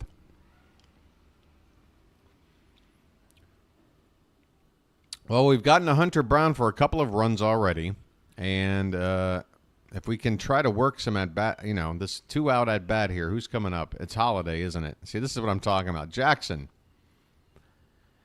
Do me one thing. See more than 4 pitches. As he swings at a pitch, I mean, he just 0-1 the count. Let me know that you can see more than 4 pitches, because that's what we need right now. Because right now, Brown's having a quick inning, and we're trying to keep that pitch count up. The 0-1. He lays off. Good, Jackson. Good job. 1 ball, 1 strike. Come on, buddy.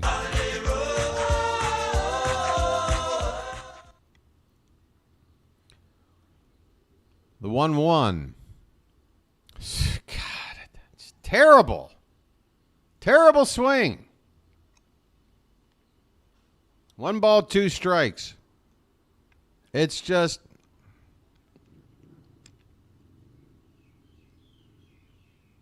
a kid trying to do too much, man.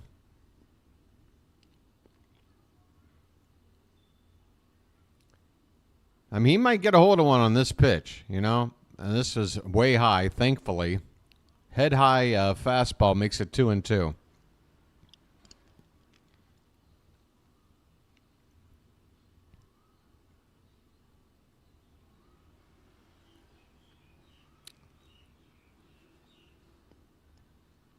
Here comes the 2-2 to Jackson. And he hits one on the ground. Slow roller. The shortstop, Pena, on the second base side of the bag, fields it. And Holiday will be retired. At least Holiday did get, 4 or 5 pitches there? That's all I was asking. Give me 5 pitches so that you don't at least waste this this plan we have of trying to get Hunter Brown out of the game. And he made contact. Yeah, so. But still, these are the sorts of like positive signs you should be talking about for somebody in AAA. Not a team trying to win a big playoff game. Folks, should I take this hat off or should I keep it on? Is this providing any kind of luck or comfort? Because I just realized it's still on my head as I look over at my monitor. It doesn't really help the fact that it really accentuates my gigantic forehead that you could probably project a drive-in movie on. But put the O's hat on. Off is better. Well, New York, no offense, but I'm not going to take any of your input. Feel free to hang out. Feel free to share your thoughts, but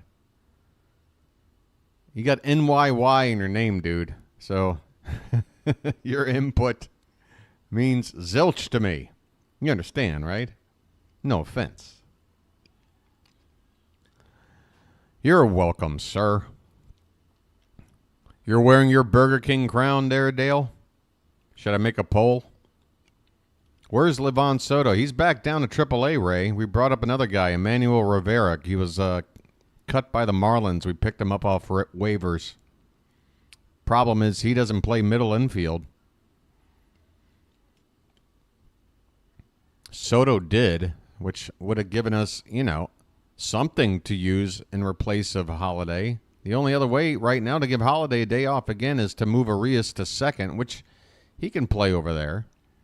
And then you put Rivera at third.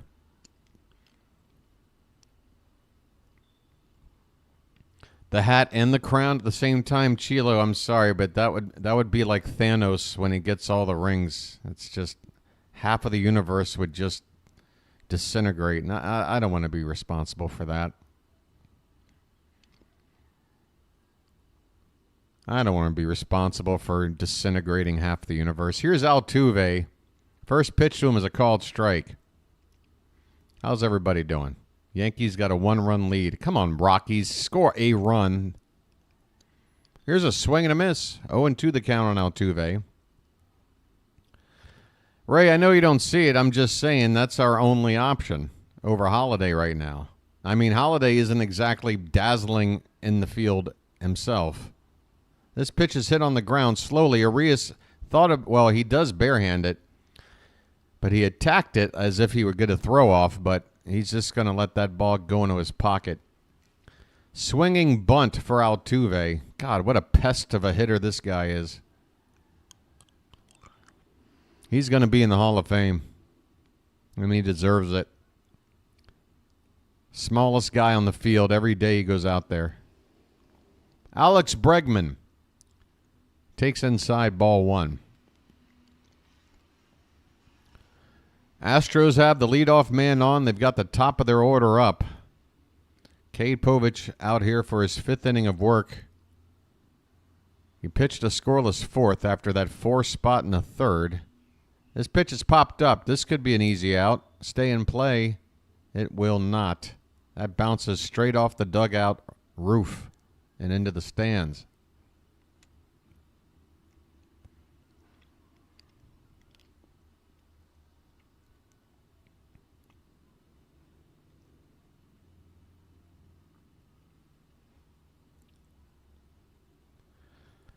Bregman's got a 1-1 count. Altuve at first base. He could go if he wanted to.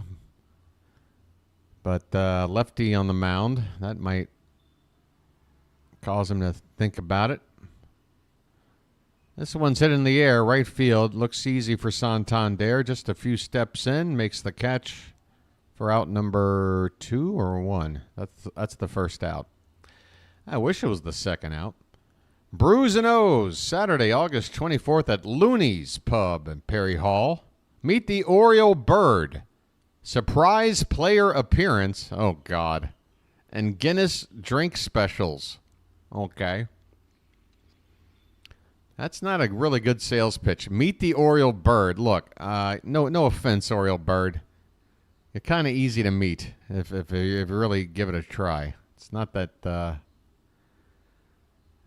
big of a deal. Yainer Diaz at the plate. And the first pitch, strike one. He's 1 for 2 today. Next one is foul back. So after a swing and a miss, a swing and a contact, but it's out of play. So the count is 0-2. Altuve's still at first. Povich up to 70 pitches. Here's number 71. Curveball taken low. Nice layoff of that pitch there by Diaz. That pitch had the zone all the way to the very end.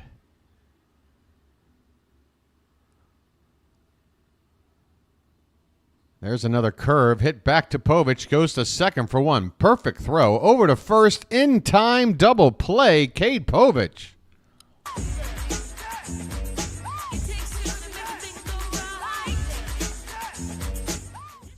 Cade Povich jumps off the mound. Throws a strike to second.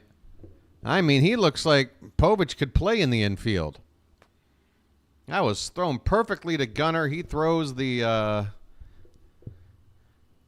he throws to first, and they get the double play to end the inning. We go to the bottom of the fifth. Folks, this game's only half over, which means it's time to appeal to everybody's better nature out there. Folks, I offer you the opportunity to join me in glorious battle. Look, I got the crown on. We're in glorious battle. Here's the deal. We need some likes and we need some subscribers, folks. Wow, the numbers are shockingly down right now. It's got to be because of the way the Orioles are playing, folks. First of all, you know what? Forget it. I don't care about likes and subscriptions. It can wait another inning or whatever. Because this is more important. You know what I want to talk about right now? I want to talk about every Oriole fan that's in my chat room right now or watching along. You guys are real fans. And I want to thank you very much for that. I really do. I'm looking at the view count right now. We're halfway through this ball game. I'm telling you right now, about half of normal people checking in aren't checking in tonight. They're not. They don't want to watch this Orioles team right now after what's been happening lately. But you guys said, you know what? Not me. I'm in it. So you guys deserve a whole lot of credit. And I want to thank you very much for that. I really do. So yeah, the likes and subscriptions, that can just, we'll talk about it another time. How about this? Let's check out some scores. Folks, I want this channel to be successful. In order to do that, I need subscriptions. I need likes. I need to grow the channel. But more importantly, I want to give you the best content in terms of covering these Orioles game to game that I can. Reds have a 5-4 lead on the Pirates. Yankees up 1-0. We are getting updates as we go. Angels 4-2 over the Blue Jays. Rangers up by a run on the Guardians. Diamondbacks up by a run on the Red Sox. Cubs up by a run on the Marlins. Nats up by a run on the Braves. Tigers up by a run on the White Sox. Anyone see a pattern here? Royals up by a run on the Phillies. Twins and Cardinals. They decided to break up the streak. They're scoreless. James McCann at the plate. He fouls a pitch away. Tough guy. Thinks he's a tough guy. Coming up later, Athletics and Brewers, Padres, Mets, Mariners, Giants, and Dodgers and Rays. The 0-1 to McCann is hit on the ground. Second base. This should be easy. And it is. One down. Back to the top of the order. Come on, Cowser.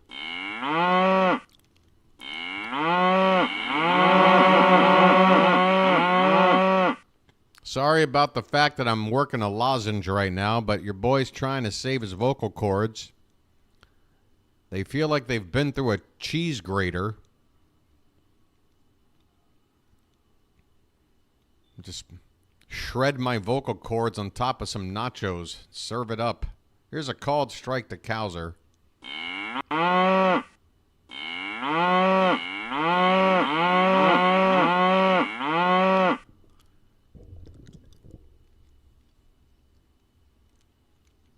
The 0-1 to Cowser is way outside. 1 ball and 1 strike. I forgot. Am I supposed to take this hat off or not?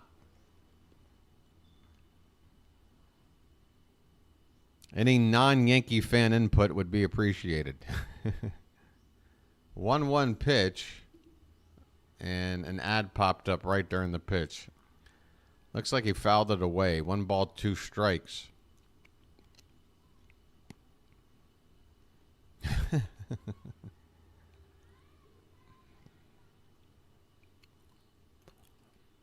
I meant to say anybody but NYY Splendid 456 or Jonathan Snipes. I meant anybody but those two. That's a strikeout. Cowser goes down.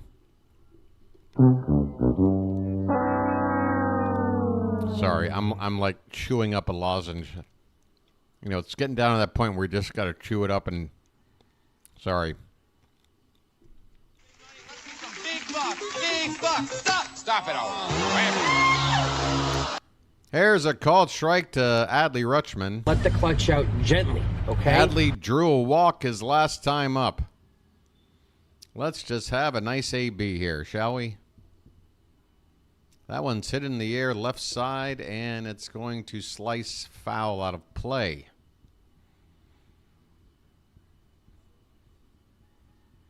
What do I think of Colton Cowser? I think he's going to have a pretty long major league career. I really do.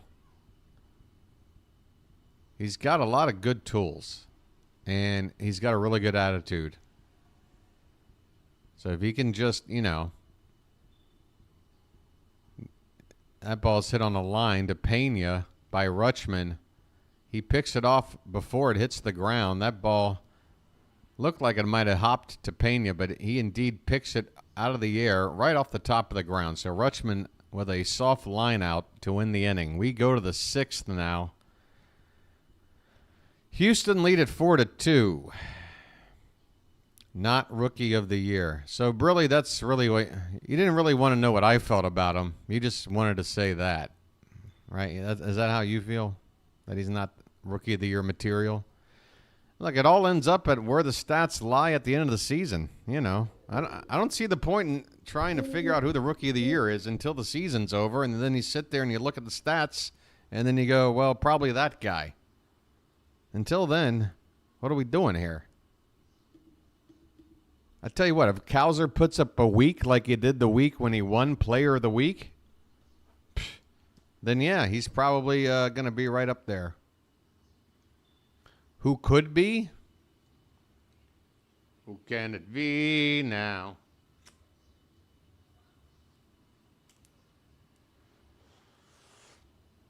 Who can it be now? Who can it be now? Who can it be winning Rookie of the Year? It could be Cowser. It could be someone else. I don't know because I can't see the future. There's still 34 games. I need to see them play. Who can it be now? Who can it be now?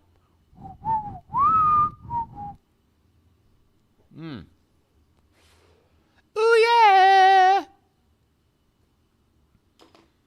Yeah, 245 isn't very impressive, so that's why I'm not sitting here going, oh, well, Colton Cowser's Rookie of the Year, hands down. I don't know, but Cowser could finish at 260, have, 23 home runs, have a very solid defensive rating, which I would have to think he does. He's playing a good defense.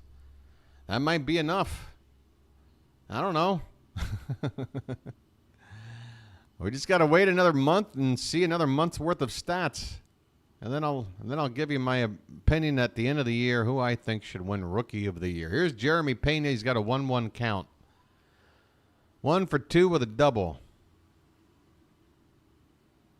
That pitch is low and in. 2 balls and a strike.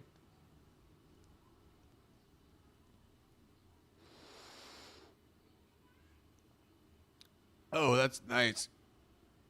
Oh, boy, that's a good one.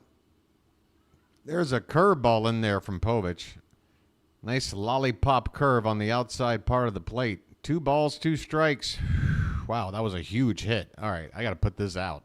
Whoa, I got into the middle of this J. This turned into a blunt quick. Whoa, your boys.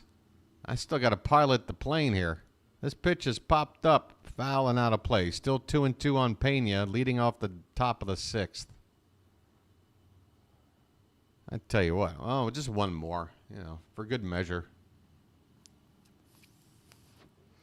Whoa! That ball's hit hard to left, going toward Baltimore, and it will reach Baltimore. Jeremy Pena has just gone deep to left. And I'm taking this stupid crown off. It's 5-2 Houston. 13th home run of the season for Pena. He clears the giant left field wall here in Baltimore. Povich gave him a 93-mile-an-hour fastball. Very straight. Very, very straight. That was middle up. And that was middle up. And that is lined for a base hit down the left field line. Myers is going to turn and go to second with a double. There's still nobody out. And Cade Povich needs to hurry up and get out of this ball game. That's back-to-back pitches that he left up in the middle of the plate.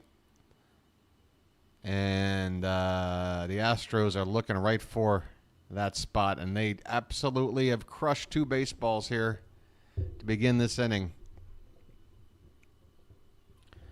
I don't know who's been getting loose, if anyone. I would assume somebody. But for now, we're not even getting a mound visit. Really? Not even a mound visit after that?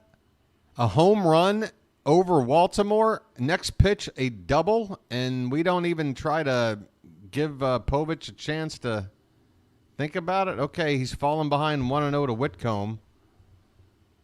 Now it's 2-0. Now do you want to go out and talk? Hey, talk to Povich. Time out. Bro, you going to let this get out of hand or what? Bert Schmidt is getting loose. Hyde, send French out there. 3-0 the count. Hello? Hello? McCann, go out and talk. Now he's going. God damn, man.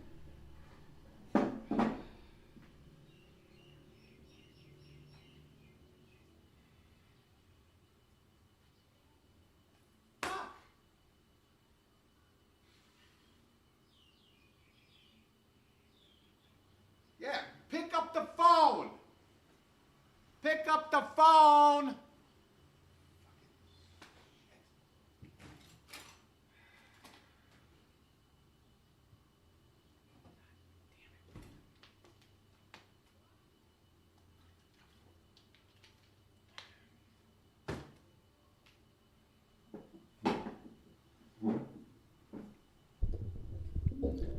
Three and 0 the count. Up and away. Oh, they call it a strike. Wow. Thanks, Ump. Fastball that was upstairs. Matt, I'm keeping it together. Are you kidding me? I've seen every pitch of this entire season. If that's me completely out of control, then I think that's pretty fair. That pitch is up and away. Curveball for ball 4. All right. Well, Brandon, come on out. And there he is. We'll have a pitching change.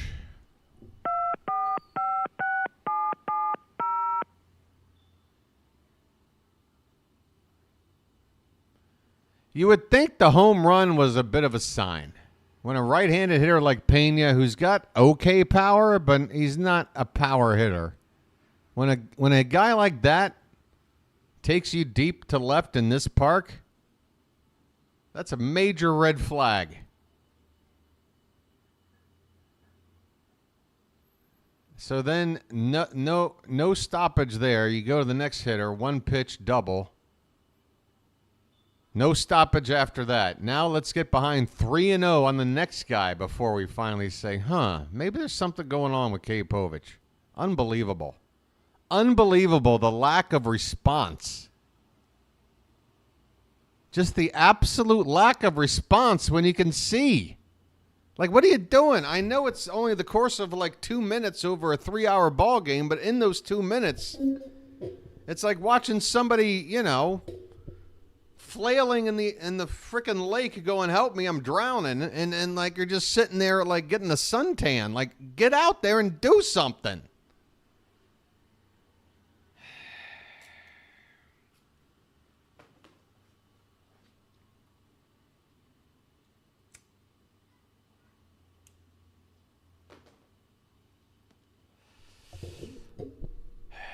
Tell you what, man. I apologize for Baltimore. I apologize for Baltimore. I apologize for Baltimore. What's going on down at the dance club? Where's you from? Baltimore. What? Baltimore. Baltimore? What's that? Look, it doesn't really matter, all right? Ooh, ha. I mean, what can you do at this point, folks? We just got to ride the storm out, man. We're riding the storm out. We're riding the storm out. I mean, what are you going to do? I mean, mistakes galore. Bert Smith is in for Povich. It's going there, but it don't have to stay there. That's the whole point. I'm not jumping. That's what I'm trying to say right now. It's going that way, but it doesn't have to stay that way. Bert Smith. This is the Astros, folks. Look, I'm telling you right now. Here's a bunt. Birch is going to think about first only. And he will make the play there with 2 runners now moving up to second and third, only 1 out. So Houston, again, doing all the right things, understanding even though their offense is, it's clicking. That dude might have been able to get a hit too, but he said, no, this makes more sense. Lay a bunt down, get 2 guys in the scoring position with only 1 out, and let's add on. Let's make sure we add on. We don't have to go out here and get another 5-run inning. We just have to keep, just stabbing this team 1 run at a time. Victor Caratini at the plate. Bert Smith is in the ballgame. Second and third with 1 out in the top of the 6th. The Astros lead at 5-2. The infield is in for Baltimore. First pitch is in there for a strike.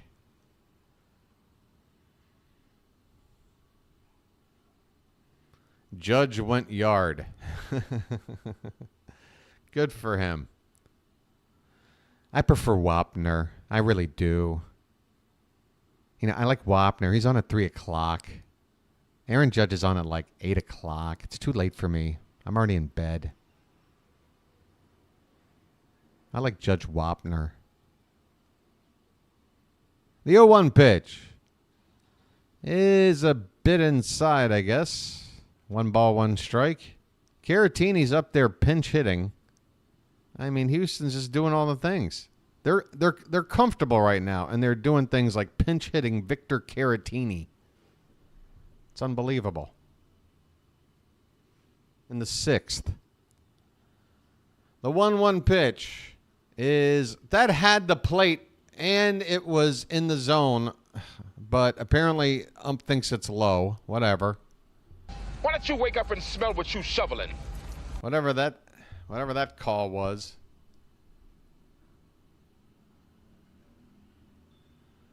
Two-one pitch hit on the ground, right to first, and we fire home, and we nail the lead runner, Myers. Well done there Ryan O'Hearn fires down to James McCann. Jake Myers broke for the plate. And the infield in works. We get a big second out. I mean, we'll take that. Besides that, it's on the reflexes. We'll take that. 2 down. McCormick, the number 9 hitter. Birch, you got to get this guy out. Altuve's on deck. I mean, this is it. You got the number 9 McCormick, sub 200 hitter, 0 for 2 tonight. Runners at first and third and 2 out. If you don't get him out right here, I mean, get him out, please. Birch. I'm sorry, it's Ben Gamel, the lefty, up to pinch hit here for McCormick, and he's going to take a curveball for a called strike. So Houston throwing out all the stops. A second pinch hitter brought in here only in the 6th. Ben Gamel, another lefty bat. 0-1 the count. And he drills one into right field, but right to Anthony Santander, who makes the catch. Hit on a line. That ball looked like it could land anywhere for extra bases, but it's right to Tony. And the inning is over. The Astros get a run on the board, and that sucks. But it could have been a whole hell of a lot worse. We go to the bottom of the 6th. We're down 3. That's right. You get nothing. You lose. Good day, sir.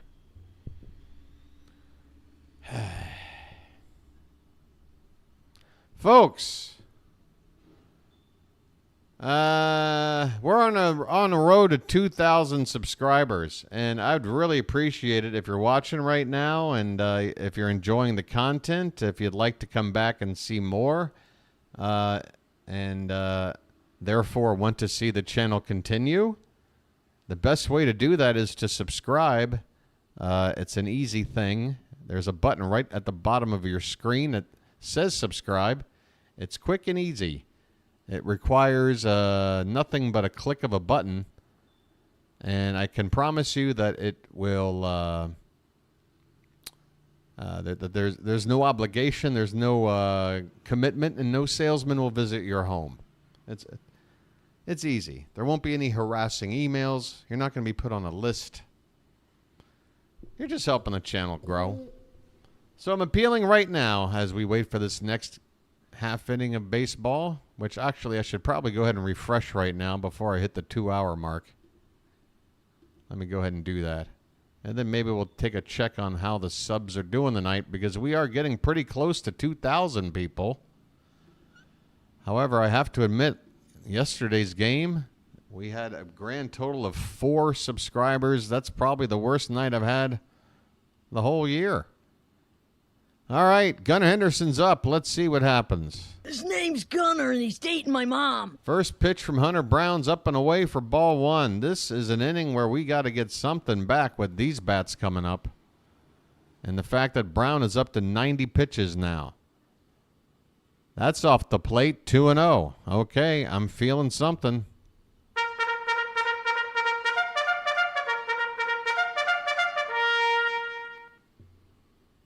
Folks, you're going to want to be one of the first 2,000. Trust me. Because once it gets past there, this pitch is fouled away. The count is 2 balls and a strike on Gunnar. 2,000 is something special. You know, for every subscriber right now, you're picking a year that either you were alive in or somebody you know was. We're in the 1900s right now. You might be able to get your birth year if you're lucky. These are prime numbers available, folks. This pitch is fouled away, and the count is 2 balls and 2 strikes. Right-hander Scott is getting loose for... Is that Tanner? No, that's not. Who's that? Which Scott is that? 2-2 pitch. Hit on the ground, but right to shortstop. or is that third base? Actually, with the shift on, that's the third baseman fielding that ball, Whitcomb, and Gunnar grounds out, 1 away. 1 out in the 6th. Gunnar is retired. Come on, Tony. We need some offense. Right now, Tony, I mean, God, a home run is nice, but I mean, a double, a walk, something to get a line going would help too. That's not a tater tot, that's a tater giant. Brown's on 95 pitches after throwing ball 1 here to Anthony Santander. 1 for 2, a single, and a run scored. That one's lifted. Oh, but he got out in front. It'll go well foul. My goodness. Deep into the Baltimore night. That ball's heading for Fells Point. That ball went over to the other side of the harbor. The 1-1. Hit on the ground. Second base. Easy peasy for Altuve. And Tony's retired. Man, this was the inning you want to get to Hunter Brown. He's probably running out of gas. And our 2 best hitters have gone down back to back. 2 down, nobody on. Ryan O'Hearn coming up. Brown is going to complete 6 innings in all likelihood, unless we can just get a 2-out rally going. That'd be nice. Ryan O'Hearn is 0 for 2. First pitch to him is hit foul off to the left. Behind on a fastball.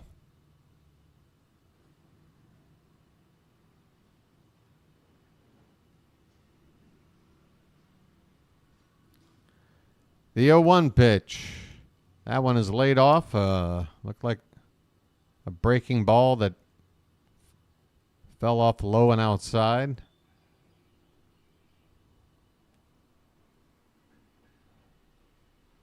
This is pitch number 100 from Brown. Curveball hit on the ground. Foul off to the right. 1-2 the count.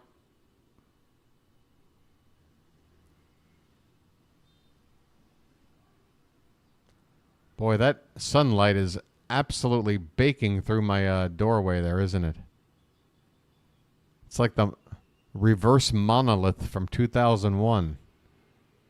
This one is hit, and that one's going to find a hole and plop down for a base hit in front of the left fielder for Ryan O'Hearn. A 2-out single. Turn on the faucet.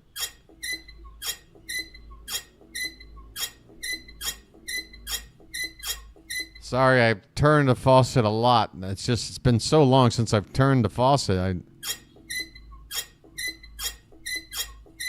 Austin Slater is in to hit. When did he get into the game? He's already marked as the left fielder. That pitch is in there for a strike. 0-1 the count. That's interesting. He's pinch hitting right now, but instead of showing him as a pinch hitter, they just immediately said he's a left fielder, even though he's pinch hitting for the center fielder Mullins. They've already taken it upon themselves at the broadcast team that Cowser will shift over to center and Slater will take over in left, which is absolutely going to be the case, but I find it interesting that they brought him up there as a left fielder as if he was already in the lineup. There's a curveball for a strike, and Slater has got a 1-2 count. 2 down, runner at first. Hey, where's my Slater drop? Hey, who are you kidding, Preppy? This is going to be pitch number 105 from Brown. And that's way off the plate. 2-2 the count. I mean, he's got to be running out of gas here.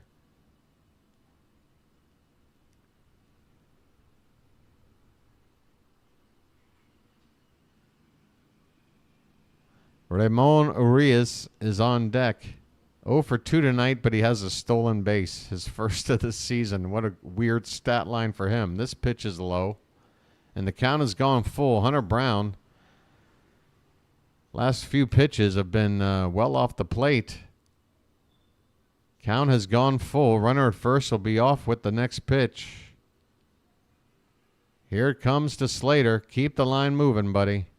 And he takes called strike 3. Big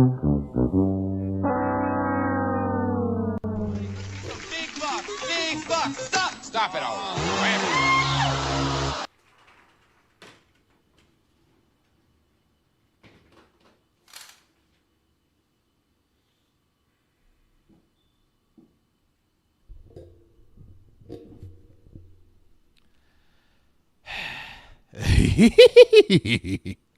Yeah. That sounds good. I mean, folks, this stinks. This is great iced tea.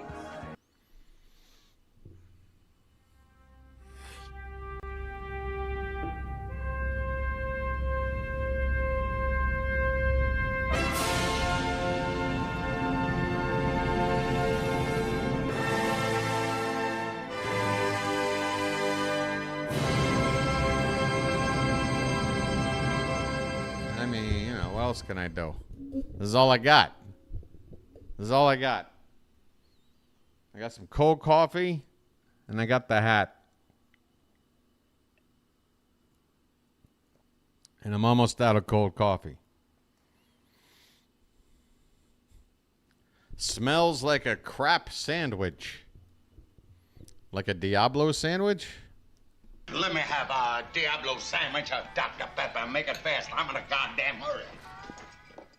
Mullins is injured, right. So that walk through the dugout with the trainer was about something. Great. So now we got to worry about what the hell's wrong with Mullins. Hopefully it's not serious. I think they were looking at his fingers. Like maybe he jammed a finger or something. I might be wrong about that. So just take that with a grain of salt. Yankees up now 3-0. We're in danger of falling yet another game behind the Yankees. First pitch up and into Altuve from Birch Smith. And folks, that was not a... Was that a fastball? It didn't look like it to me. Yeah, that's a breaking ball, 80 miles an hour. So that is not a... That is not what it looks like, folks. I know we're frustrated, but we're not going after Altuve here. That was a curveball that got away. Want to know the count. That's a called strike. Altuve 2 for 2 with a 2-run homer. He's also been hit by a pitch already. So, my goodness. He is shorter than the bat itself. That is a called strike. That is high, but Altuve's strike zone is so small. Just one of the aspects of his career he has to deal with. Some umpires just have a certain size zone. Doesn't matter how big you are. This pitch is fouled off to the right. And that'll drop in the field of play, but out of reach along the foul territory there in right. 1-2 the count on Altuve.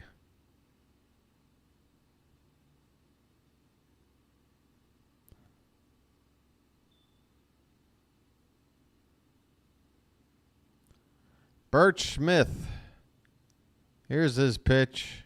That's hit on the ground, and Urias has it at third, throws across in time. 1 away.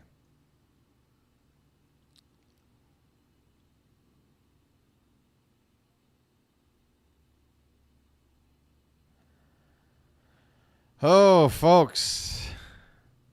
Somebody help your boy out. Man, I can take it. I can take the abuse. I can take the nightly punishment. But right now, I am holding on to like that second rope in the ring, just trying to get off the mat here. 0-1 the count on Bregman. 0 for 3 tonight. I mean, what do we got tonight? We got 3 hits. So we're still on that 3-hit number. Until we get more than 3 frickin' hits. 1-1 the count.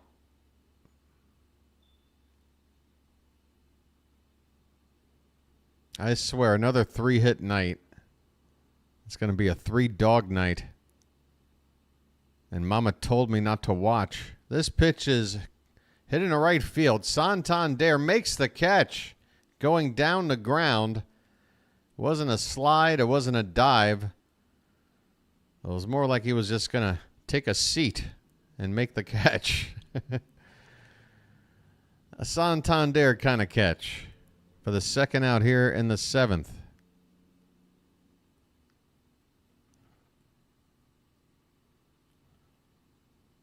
Oh, wait, Mama told me not to come. That's not 3-dog night. That's, what's his face? From the Animals. Who's that band?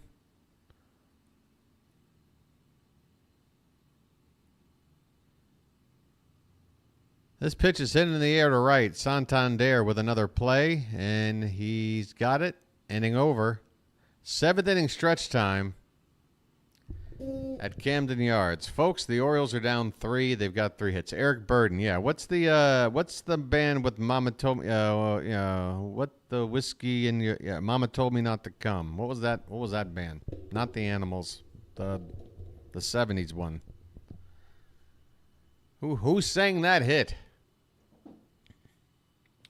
That ain't the way to have fun, son. That ain't the way to have fun. Hey, it's the 7th inning stretch time. In case anybody was, curious. We're at home. Means we got to throw some cakes on the griddle. All right, I'll do better. We got to throw some cakes on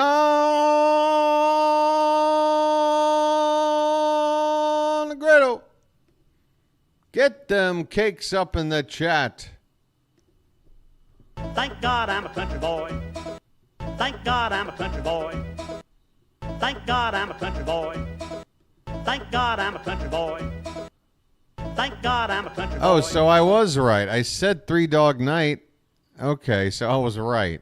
I wasn't confident enough. That's what I said the first time. For some reason, I thought, after I said 3-dog night, I'm like, wait a minute. Because I get them confused with another band. But I can't think what the other band is. If I could think of the other band that I thought I was getting it confused with, I would have been like, well, Eric Burden wasn't in that band, so maybe it is 3-dog night. I'm an idiot. Thank God I'm a country boy. I've lost a few brain cells over the years, folks. None of the important ones, though. Just the random fact ones that don't really matter unless you're playing Jeopardy or something.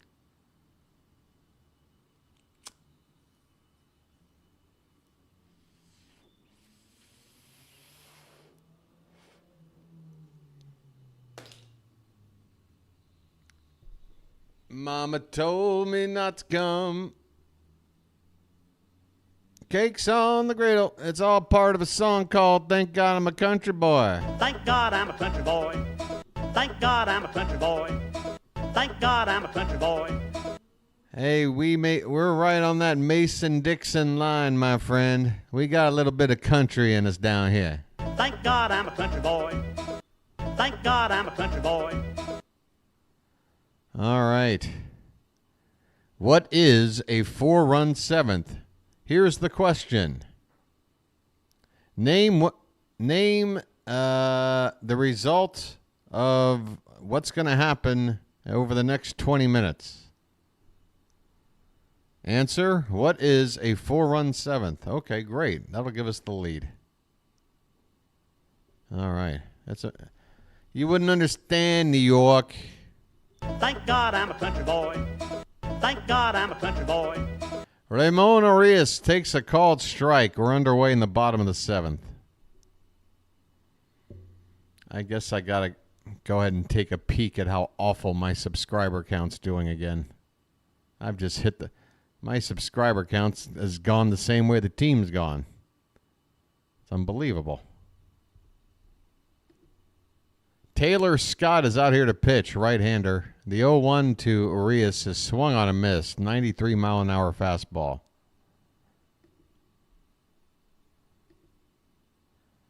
I am a country boy, folks. When I go country in Maryland, sometimes I'll go up there around Cumberland, Hagerstown. You know, I'll get up there in that weird West Virginia part of Maryland. Sometimes I'll head down, between the Potomac and the bay there to go down to St. Mary's County. There's a swing and a miss by Arias. And that is one out in the bottom of the seventh. So, yeah, even though I'm a bit of a metropolitan from the Baltimore, Washington area, you know, a couple of large cities. Yeah, going out to the Eastern Shore, you got plenty of country. Maryland has it all, folks. Let's be honest. We got it all. We got the beach. We got the mountains. We got the bay. We got cities. We got country. We got the autumn leaves. We got a couple of rolling hills. Here's Craig Kimbrell getting up. 2-0 the count here on Jackson Holiday. There's a called strike, 2-1.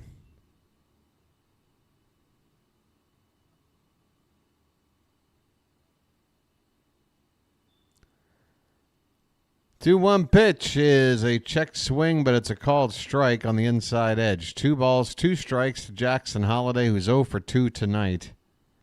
He's been 0 for a while. Oh, Jeremiah, that's comforting. Thanks. Great. That's great news. This pitch is off the plate. Full count. Full count to Jackson. Hey, look at Jackson working a full count now. Come on.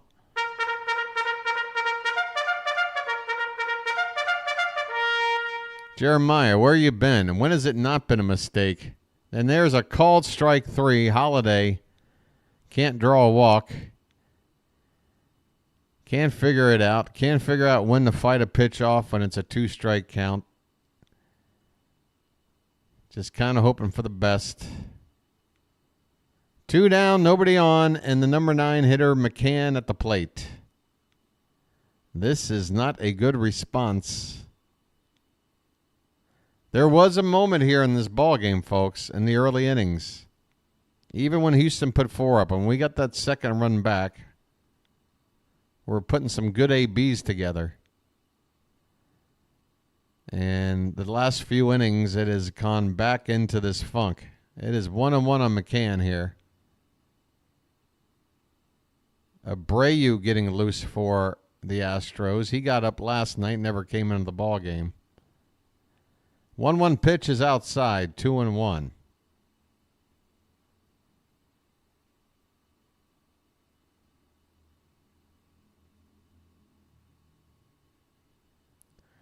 Pitch. Swung on. Pop straight up on the infield. Should end the inning. Third baseman wants it. Whitcomb, and he's got it right there in front of the mound. We go to the 8th inning, folks. Man, this is just... I mean, folks, it has been now, I don't know, since 2022 where I felt like I'm watching a team that I don't know if they've got it in them to come back.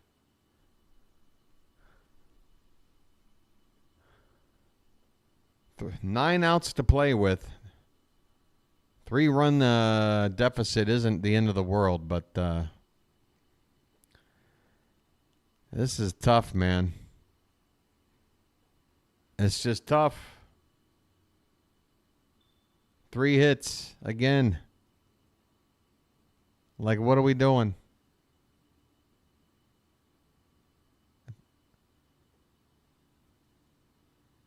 I don't want to go on any kind of rant. I really don't. I'll say what I can say once per game. I'll give myself a once per game limit, which is change something. Show me you're you're doing something different. To make me believe that we can have a chance. I think we can have a chance. You just got to change something. Please.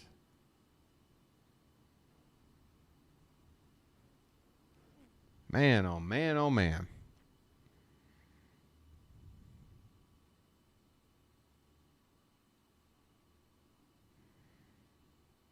You guys, all right. I like the faith. I do. I do. Your boy's hanging in there. Sometimes you just feel like a storm is coming and you expect it, and then when it's hitting you, it's like, damn. We're riding the storm out.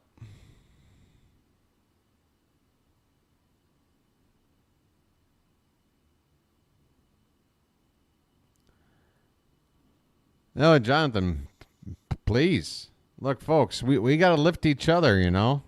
Sometimes, or if not sometimes, a lot of the times, I feel like I'm the one trying to be the voice of reason and try to keep everybody locked in and keep the eye on the prize. And as long as that prize is within some amount of reach, then you can't give up. But man, right now, I'm feeling beat up right now. First pitch from Kimbrel to Pena is in there for a strike. We are in the top of the 8th. Kimbrel is in. Pena has got a double and a home run. 2 runs batted in and 2 runs scored on the night.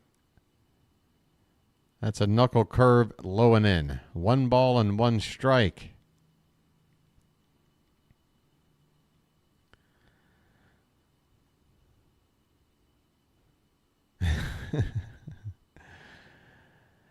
There's a swing and a miss. That was one of the better knuckle curves from Kimbrel I've ever seen, at least in an Oriole uniform. That one really had some movement on it. I'll look for any positive silver lining I can. That was a nice pitch there from Kimmy. 1-2 the count. Another knuckle curve, but that started low and wound up in the dirt. 2 balls and 2 strikes. Hey, Wendy's has got a $3 English muffin meal deal. So that's good to know. That one's hit on the ground to third. Arias scoops it up over to first in time, 1 away. 1 down, top of the 8th. That would be REO Speedwagon. What would be REO Speedwagon? Heard it from a friend who. Heard it from a friend who. Don't make me go REO. Don't make me go REO. You don't want REO. REM maybe. You don't want REO. This pitch is swung on and missed by Jake Myers. What's your dad's name? Oscar Myers? I got nothing. I don't know. I think it's REO Speedwagon because I sing it.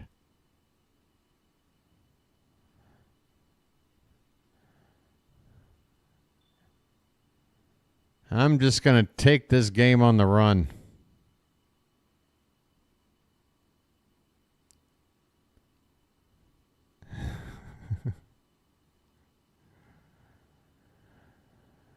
That's right, folks. Grab yourself a Dickens cider.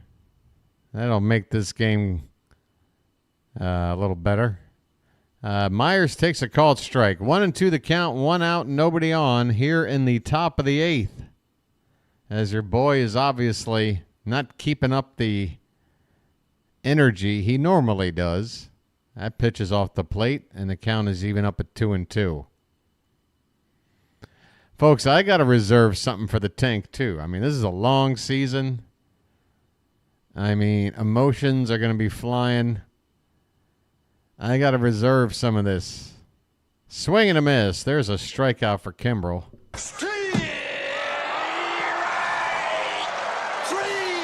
Well, y'all come back now, you hear? The knuckle curve looking really nasty tonight, I got to tell you.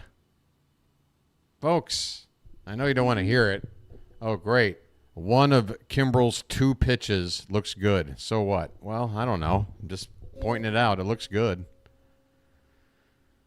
That cutter is off the plate low and outside. Or is that just a straight up 4-seamer? I can't remember. I don't know. His heater's off the plate. 1 ball, no strikes. There's that knuckle curve again and a swing and a miss.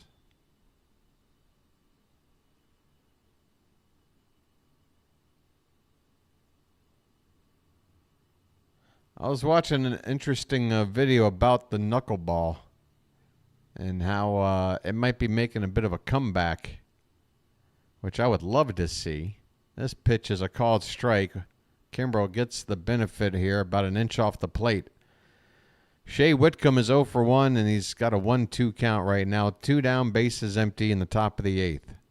Astros lead it 5-2. Kimbrel trying to just throw a clean inning of work. This pitch is off the plate. 2 balls, 2 strikes. Yeah, MG, that's the one. All right, so there you go. Yeah, there's some interesting guys out there who are working on it. There's a whole clinic to try and teach the knuckleball, but in a way to where it's not your primary pitch. Just a part of your arsenal, maybe 30-35% of the time, and then you're still throwing hard stuff as well. 2-2 pitch to Whitcomb is in the dirt. Count goes full. That channel got you into baseball in the first place. Well, look at that, MG. Everything's come full circle. Now you've wound up here. You're obviously a part of the BirdWatcher community, so good on you, sir. You are very good at finding good content. This pitch is swung on and fouled at the plate. Count remains full on Whitcomb.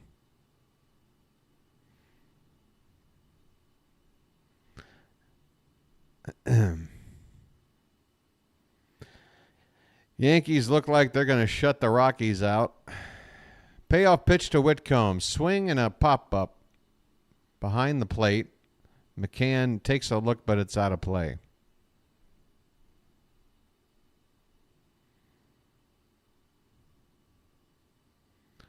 Kimbrel's gotten the first 2 outs, and he's trying to get a 1-2-3 inning, but he's already up to what will be his 19th pitch here in the 8th. This will be the 9th pitch of this at-bat coming up.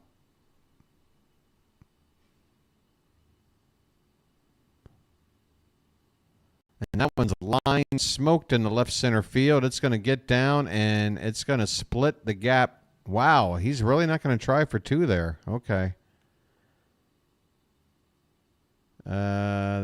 Whitcomb settles for a single. Guess he's not all that quick. I could have made a double out of that.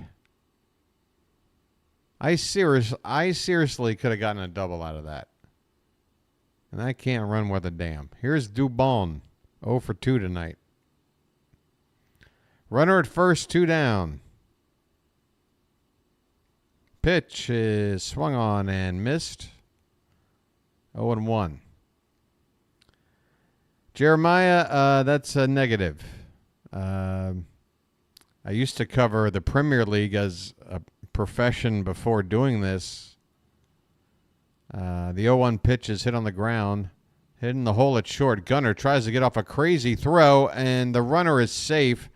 Boy, can we please just challenge that, if only to have a great play? Brandon Hyde is on the phone. They say he's safe. And, yeah, God damn it. It looks like a tie to me. Tie goes to the runner. Great throw from Gunnar Henderson. It'd be a shame for him not to get a nice little web gem here and end the inning. So are we going to officially challenge this? I think it's a tie. Which means I don't think they're... If the original call's already that he beat it out, then I don't see how they're overturning it. I could be wrong. I'd love to be wrong.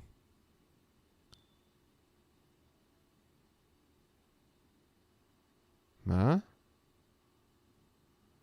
Oh, Tom, come on, man. Don't be like that, dude. Of all the kinds of, superstition and stuff, that's the worst. You're going to deny yourself content and a community to hang out with because you believe that you're somehow responsible for this? Don't do that to yourself, man. Come on, dude. Hang in there. Plus, you got the binoculars rocking. Nice binoculars. I mean, come on now. No wonder this damn sub count doesn't go up. It's not me, it's you. Ah. Gotcha, buddy. That's a great way to... That's a great timing for humor like that. Folks, we're still 40 subscribers away from 2,000. Which means we've been averaging about 5 a day. I thought we could average a dozen a day, which is still below the normal average. And we're not even averaging half of the smaller average that I needed to hit that milestone this weekend. It would have been nice to hit 2,000 subscribers before I got into a van and drove out to Cambodia. The runner is safe, so Ty does go to the runner, and that was a wasted challenge. We're back underway. First pitch is low and outside to Caratini. First and third, 2 down. 5-2 Houston, top of the 8th. And there you go.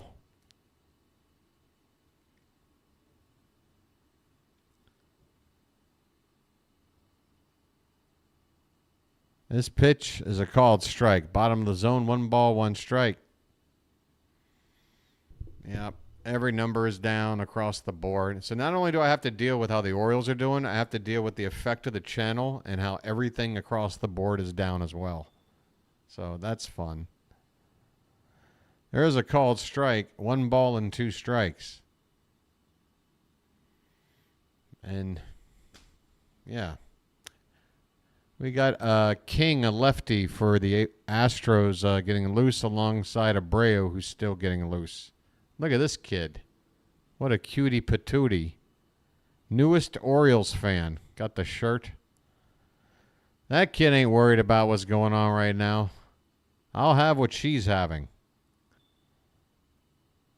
You just wait, young lady, till you grow up. And you embrace this Orioles team. You just wait. Oh, it's going to be a hell of a ride. The 1-2 pitch to Caratini is off the plate, 2-2. The Baltimore Orioles, ladies and gentlemen. This is our team. This is our city. And this is baseball. That's why I'm here. Those 3 things. This pitch is off the plate, count is full.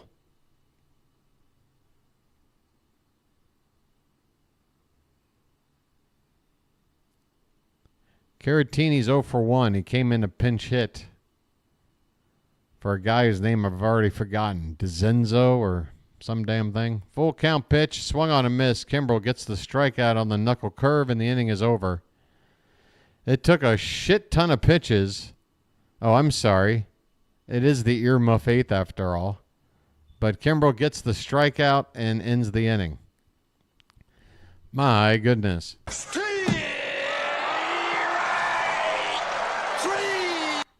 Well, y'all come back now, you hear?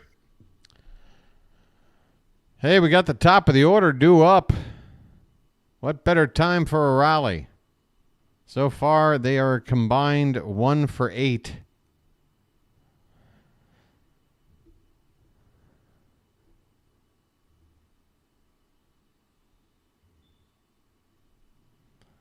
I can keep scrolling and scrolling. Right here is where apparently we were figuring it out. That was where we were figuring things out, right about there. Great, now I'm having heart monitor flashbacks. I mean, Birch Smith, folks, 2 scoreless. Kimbrel labored. How many did he throw? How many did Kimbrel throw? Does it say? 27. It took 27 pitches for Kimbrel to just pitch a clean inning. Are you kidding me? I mean, he gave up the 2 hits, but I mean, like, to pitch a scoreless inning. That's not what a closer does, that's for sure. All right. Hey, we got a TED Talk here from John. Is this a message? Why isn't this a super chat, Jonathan? I mean, this might as well be, right? This is a lot to go over you got here. Oh no. Is this not working? Now my TV's freaking out. You might hear a bloop bloop. Check, check, check. Okay, I'm still coming through, right? Brian Abreu is on in relief. 63rd appearance, 2.71 ERA. Opponent's hitting just 202 off of him. They're denying me my stream deck. I will not allow that. Hold on there, Jonathan. I'll get to your I'll get to your manifesto here in a sec. All right, now it's back on. Cowser at the plate, 1-0. The pitch is a little bit high, a little bit outside. What do you mean it's not responding? Just close. You opened okay, just close. So something's going on with my sound effects software. That's great. Let's see if this works now. There's a called strike. 2-1 on Cowser. No, it's back to not working again. Well, ain't that a kick in the head?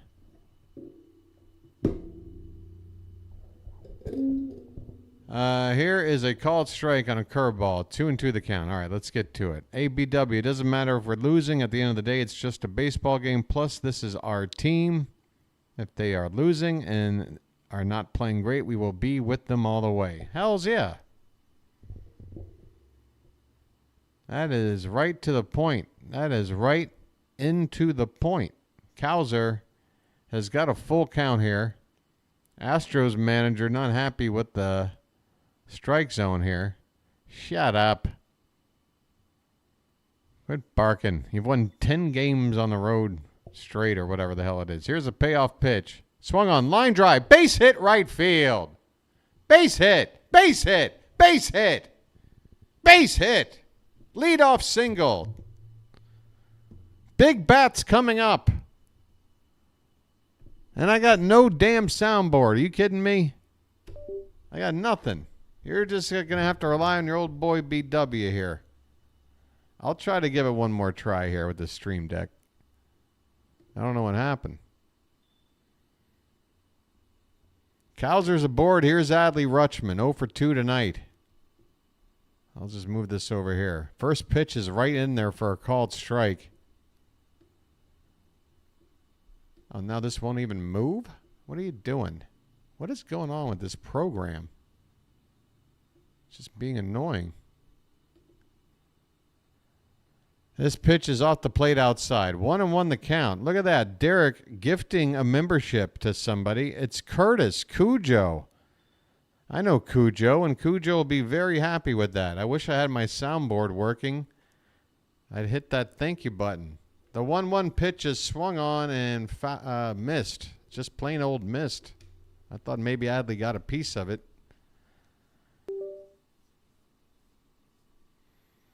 All right, let's test this puppy out now.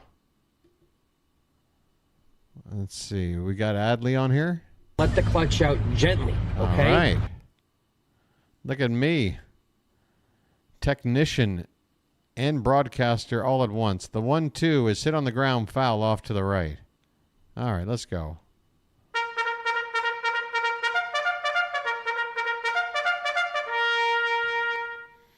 I've got the soundboard back. I got the hat on. I got the drip. Let's go.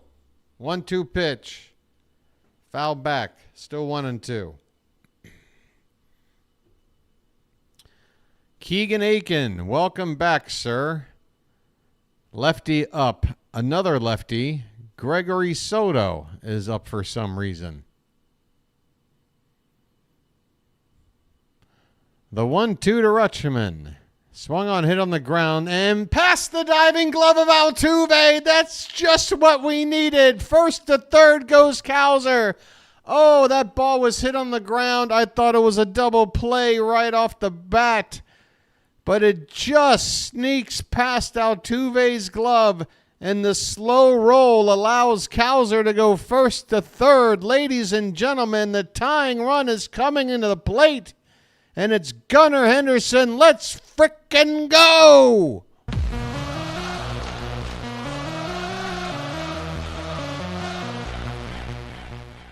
His name's Gunnar, and he's dating my mom. There's a meeting on the mound for Abreu. First and third, nobody out. Magic, magic, magic, magic. Orioles magic. Feel it happen. I believe those are the lyrics. Gunnar is 0 for 3 tonight. This mound meeting. Let me have a Diablo sandwich of Dr. Pepper. Make it fast. I'm in a goddamn hurry. All right, the meeting is over. Oh, they are doing some kind of chant out there in the splash zone. First pitch is hit on the ground. Back to Abreu, who checks the runner to third, and he is safe. He's called safe, and everybody is safe. Abreu went to third to catch Cowser off the bag. It was a bang-bang play. The umpire says safe. The Astros are on the phone, and they say they want a challenge. Oh, we're going to have to pray the ump got this right. Or pray that there's no camera angle to let them see that they indeed got him. Oh, I don't know. That angle won't overturn it for me. That angle won't overturn it. Show me another. That angle won't overturn me. The man, my vocal cords are like shredded wheat. Could you please not let me do the bugle and let me let a little sound effect take over? 162 game season, buddy. I don't got it, dude. My throat is killing me. Look, I have lozenges within arm's reach at all times now. My life has changed since I started doing this, okay? My doctor's telling me I got to do things. All right? Help me out. I'm giving you this bugle just for you, the man. All right?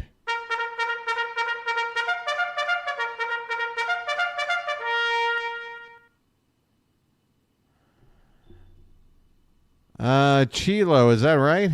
Here comes the call. The runner is safe. The runner is safe. Bases loaded. Nobody out.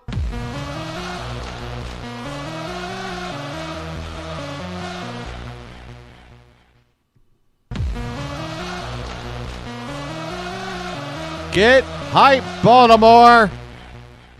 This is our time, and it's Tony Taters at the plate. That's not a tater tot. That's a tater giant.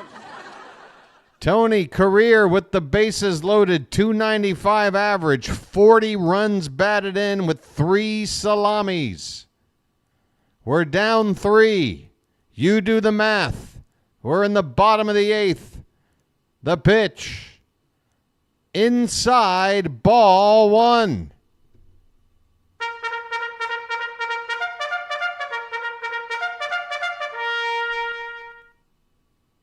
We need one big swing. The pitch. Way off the plate. Up and away for ball 2.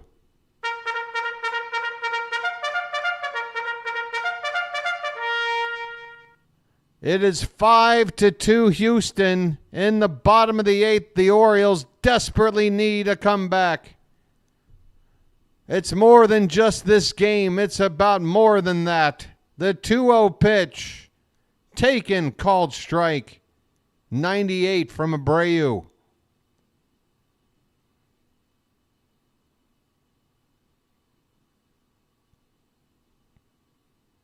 The crowd is on their feet. For once, a ton of people are gathered and nobody's looking at a phone. That ball is lifted to right field and deep. Keep going back. Goodbye. Bye. Bye, Birdie. Anthony Santander has had his biggest swing of the season right here, right now. The Orioles have taken a 6-5 lead. Go crazy, Baltimore! Oh, doctor! It's magic. Holy cow! Oh, you won't get a better moment than that. Anthony Santander, take a bow. Holy Toledo. Take a drink. 4 Orioles, take a drink. Ryan O'Hearn at the plate. 6-5 Baltimore. Where the hell are you going? Swing and a miss, it's 0-2. How's that for a home run call, folks? Send your boy a super chat because I got to go out and buy a whole another crate of lozenges after that call. The 0-2 pitch hit to left. O'Hearn flies out, 1 away. I don't know who's pitching the ninth, but damn it, we better win this game. Tony with a grand slam to turn a 3-run deficit into a lead. And look at that reaction on his face. Every muscle in his neck is throbbing with rage. Austin Slater at the plate. He takes one that goes all the way to the backstop. 1-0. Slater 0 for 1.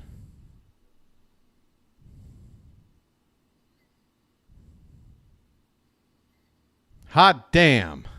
That's why it pays to stay in there. That one's hit back off of Abreu, and Slater's going to reach with an infield single. Folks, things are happening. Little things that are just going our way. Big things that are going our way. It's like the dam has finally burst. Abreu is going to be checked on after that comebacker. Looked like it mostly hit his glove, but they're going to have the trainer out. I don't know if they're trying to buy time for the bullpen or what, but Abreu should be fine.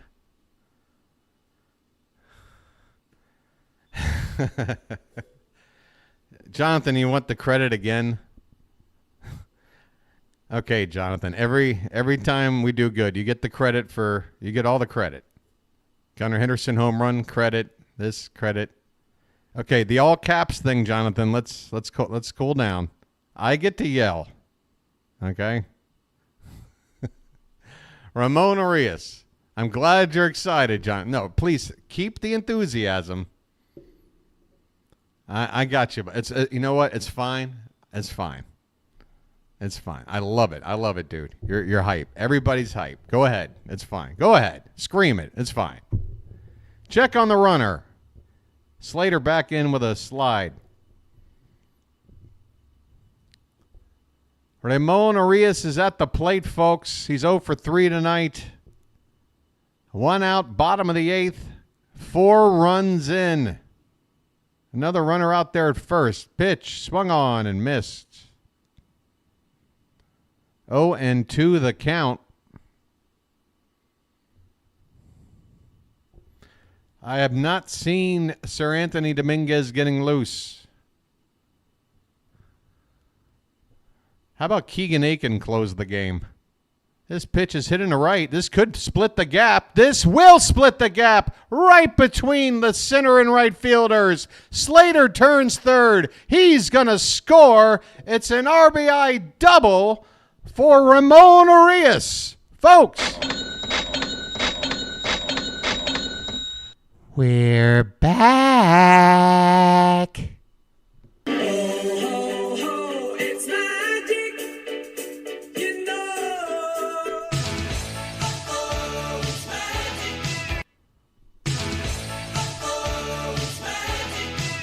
Splash it up, folks.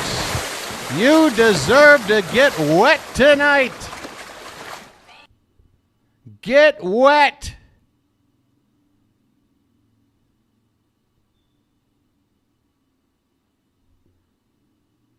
That's all right, hon. I don't need the lube tonight. I'm wet enough already. What? We've got a message in here. Message for you, son. And we got a break in the action. Looks like a pitching change. Brian Abreu has come in and crapped the bed for the Astros. The Orioles have put up 5 runs and we're not finished. Derek Holmes is in here. Message for you, son. Message for you, son. Thank you, Derek. Folks, give him some likes. And folks, this channel's 1 like away from 100. Let's go. You want an update on this? You want me to actually bring this up here? Do you want me to share the pain and suffering I'm going through here? All right, I will. If you insist. If you insist, I'll do it. Fair enough. All right, here we go. We are into the 60s, folks. It is 1962 at BirdWatcher headquarters. Folks, tell me you don't want to grab the next number if you're not a subscriber right now to the channel. We got a break in the action. You've just tuned into one of the most exciting ball games of the season at a time where we really need it. We still got to win it. But sign on up. Beast 1963. Although I think that wasn't a great year. At least if you were driving around Dealey Plaza or whatever. But whatever. Grab it. 64, 65. I know some of these are some of your birth years, people. Go in there and get it. My birth year is coming up pretty soon. Brian King, a lefty, is going to come on out here. 39 away from 2,000, folks. Make it 38. Jackson Holiday at the plate. Check swing. He does not go. A lefty King is on the mound. We'll check in on that later. Come on, Jackson. Can you pick up on the vibe that's going on? You got a runner at third and 1 out. This pitch is upstairs, maybe a bit outside as well. 2-1 on Holiday. 0 for 3 today. 0 for a long time. The infield has been brought up with this runner at third. And a swing, just a terrible swing.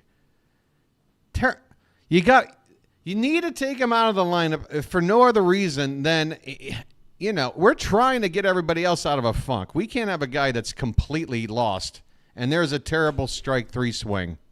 You can't have Jackson in this lineup. I'm sorry. It's like putting a speed bump right in the middle of the frickin' Indy 500. We just can't do this right now. We can't. I'm sorry. Put anybody else in there right now. 2 down for James McCann. That is a called strike. Belled high on the outside corner. 7-5 Orioles in the bottom of the 8th. They have put 5 runs up. An explosion this offense has not seen in some time. This ball's hit to third base. It should hit in the inning, and it does. McCann grounds out, and the inning is over. So King, the lefty for Houston, comes in, gets a couple of outs to stop the bleeding. But the Orioles, they opened up a huge wound. The bleeding is still, there's still blood splatter all over the field after that inning. 5 runs. 4 of them coming off of 1 swing, folks. Anthony Santander. Let's take a look. 422 happy feet for what is his 38th bomb of the season. He is now up to 86 runs batted in. What a stud. Let's see who's due up. I'll tell you about the ninth. I'll tell you who I'd pick. You got lefty, righty, righty. And the lefty, I'm not worried nearly as much as I am about the likes of Altuve and Bregman. So I'd probably go with a right-hander. So I probably would not choose Aiken. I would probably go to Dominguez. I know you guys don't want to hear it. But them's the breaks. There's a difference between what Dominguez has done to blow saves versus how Kimbrel has blown saves. Dominguez just needs to learn. When it's 3-0, you don't throw a cookie right out over the plate in a tie ball game when it's a walk-off situation. I think he can get that in his ear hole, and he can maybe not do that. Kimbrel is a whole nother kind of mess.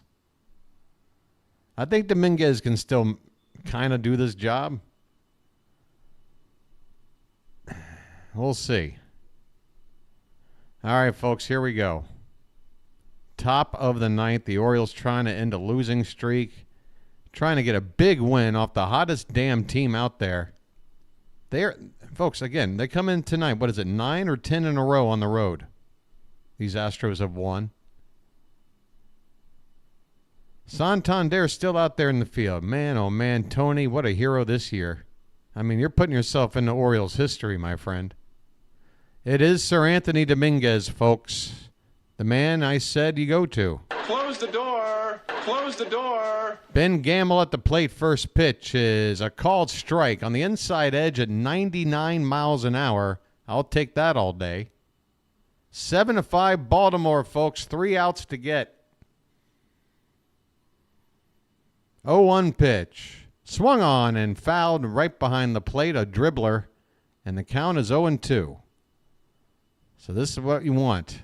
Kimbrel this is what I'm talking about. Kimbrel had an inning.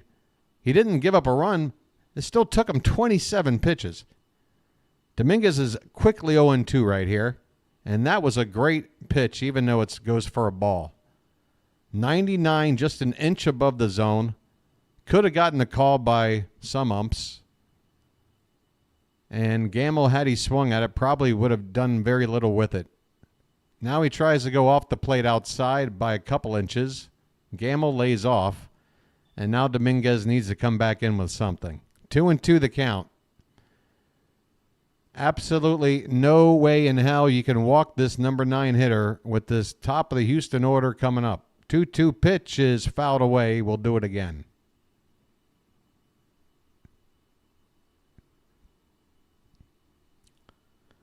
It is a big crowd here, folks, and I'm telling you what, that Santander home run moment was something else. I hope we can come through tonight. This ball's hit to left field, and I think we've got this one. Slater's got it. 1 away. 1 down in the ninth.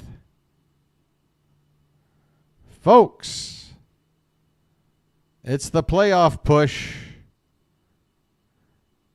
We've got to hold serve with the Yankees. If we've still got any thoughts on this division, they're playing the Rockies. We're playing the Astros. It's all in New York's favor right now. But we got a chance to come up with a win that is not only a win on the board, it is a win for this team's morale.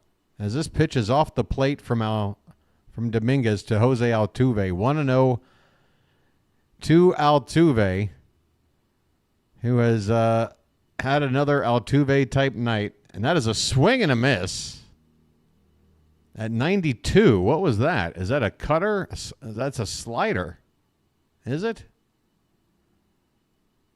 It didn't move a whole lot.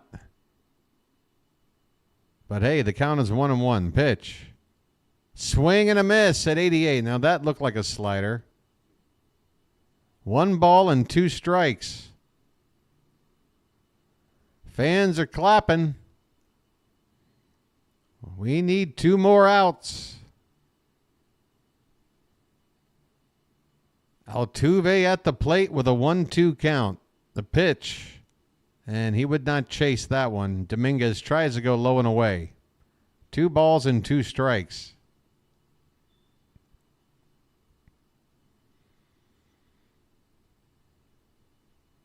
Not sure if Yordan Alvarez. Oh, Alvarez is completely unavailable, right? This pitch is a line drive, but right to third base on a bounce. Urias over to first in time. 2 away. 2 away. And folks, you can see it on the faces of Oriole fans in the ballpark right now. It's like a certain palpable relief. Just a giant exhale that this fan base wants to take right now. They understand what's on the line. They know the deal. Here's Alex Bregman. 2 down in the 9th. Bregman 0 for 4. The pitch. In there with a strike. Knee high. Outer half of the plate. Come on, Charm City chat. Hang in there. The pitch. Swung on. Fouled away, and the Astros are down to their final strike.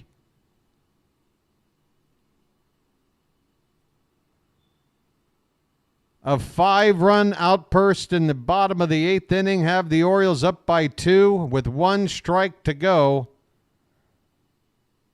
The chant of "Let's Go O's." The pitch. Foul back again. Charm City chat, why don't you join the crowd here in Baltimore? Let's see it in the chat. Nicholas has got it. Let's go O's up and down the chat. This team needs you. The pitch. Swung on, popped up, foul ground, and out of play. That's right, coldest. I'll shout everybody out. Janet, Nicholas, Chilo, Michael. Come on, everybody, join in. This is a community thing. Let's go, El Duderino. 0-2 the count on Bregman. Jonathan's in. The pitch off the plate with the slider. 1 ball, 2 strikes. Timothus is sounding off. The man, Gibney, Dream Dancer, Goldman. That's what I'm talking about, folks. You're all in this together. 1-2. Swung on and fouled away. George Ford. Derek chiming in. I love it.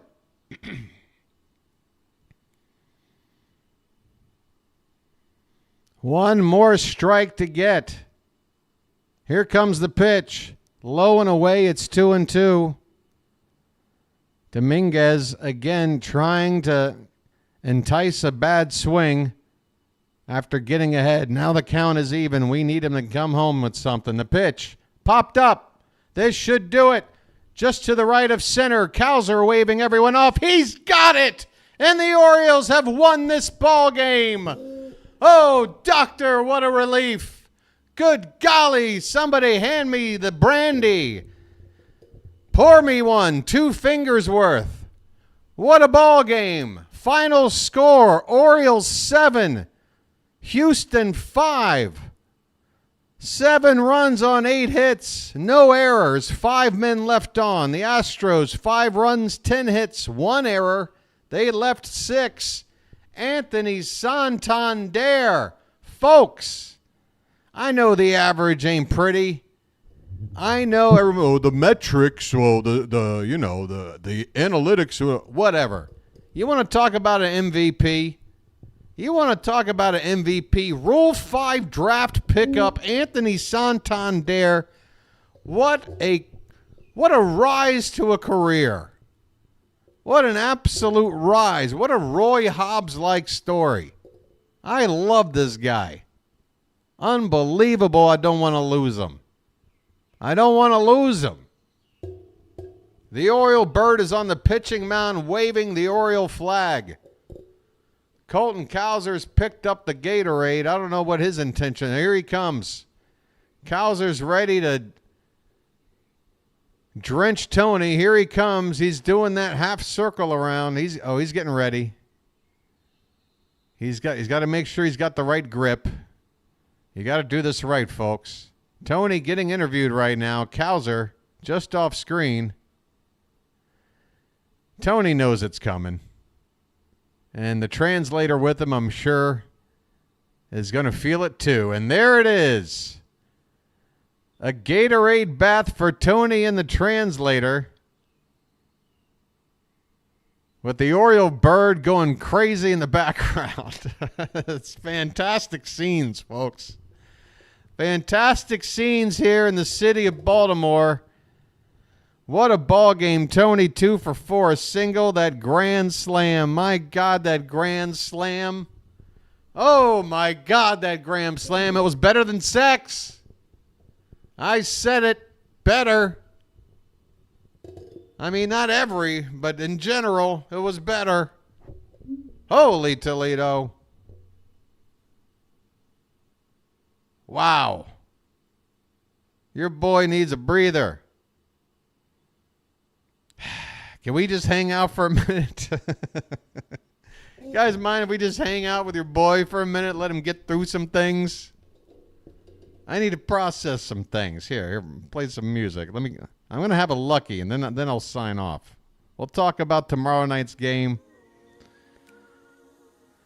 Doctor, man. Wow. God, I needed that. Folks, I got to get into a van at like 4 in the morning and go to Cambodia in a couple of days. I'm just dreading it. It's just a few days away now. And I got to come right back, call the Dodger game, and then head back out to immigration and get everything all aligned here locally. So it's just going to be just a ridiculous couple of days on top of this crazy, sleep and life schedule I'm doing with this thing. And it's just, yeah, I needed this. I needed this more than anything, man. Oh, this woke me up. Tony. Hot damn. How dare they throw you something that you could do that with? What were they thinking? I got to see that. I mean, I got to see it again, but I can't play it over the stream right now because if I do that with Twitter, even on Twitter, I'm going to look at it off screen, folks, while I'm talking. Just let me admire this. Just let me type in the name Santander for a sec.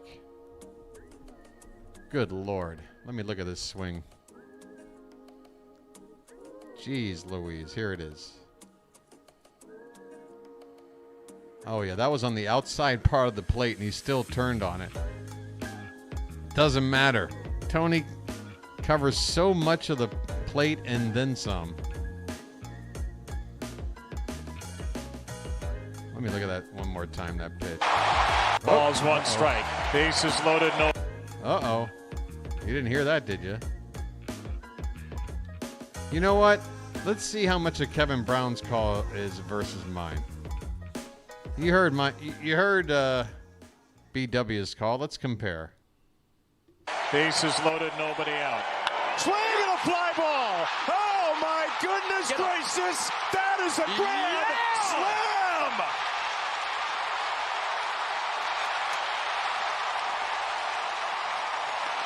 No, I get it. Like at this part of the moment, if you're doing a TV broadcast, I get it. You shut up and let the moment just play out. Any good broadcaster knows that. You just shut up and let the moment play out because you got the ambience of the crowd noise and everything else going on. Yeah, crowd going crazy.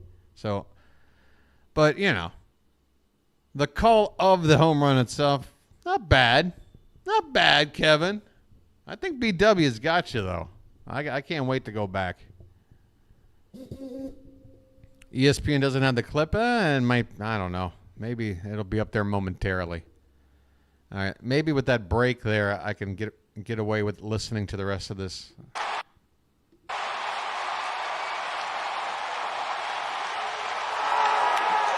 Oh, look at that dude. So much for sitting on a slider, huh? So much for sitting on a slide. Look at these kids. Oh, my God. There's just a bunch of like 12, 13, 14-year-olds going crazy. Oh, it's the best. Oh, my God. Some of these kids are never going to never going to forget that home run. They'll spend the next 70 years with that memory walking around. I'll be long gone. That's special stuff, folks. Ah, wow. What a game. 7-5. So let's take a look at the ESPN side of things, folks, because Yahoo does suck. It does provide a service, but in general, it's not the best for information. It's just they're slower, so it helps. It's their own fault is my gain. Let's take a look at tomorrow night's ball game, folks. And also, let me take a look at the scoreboard. There might be a game. Oh, yeah, the Mets are on.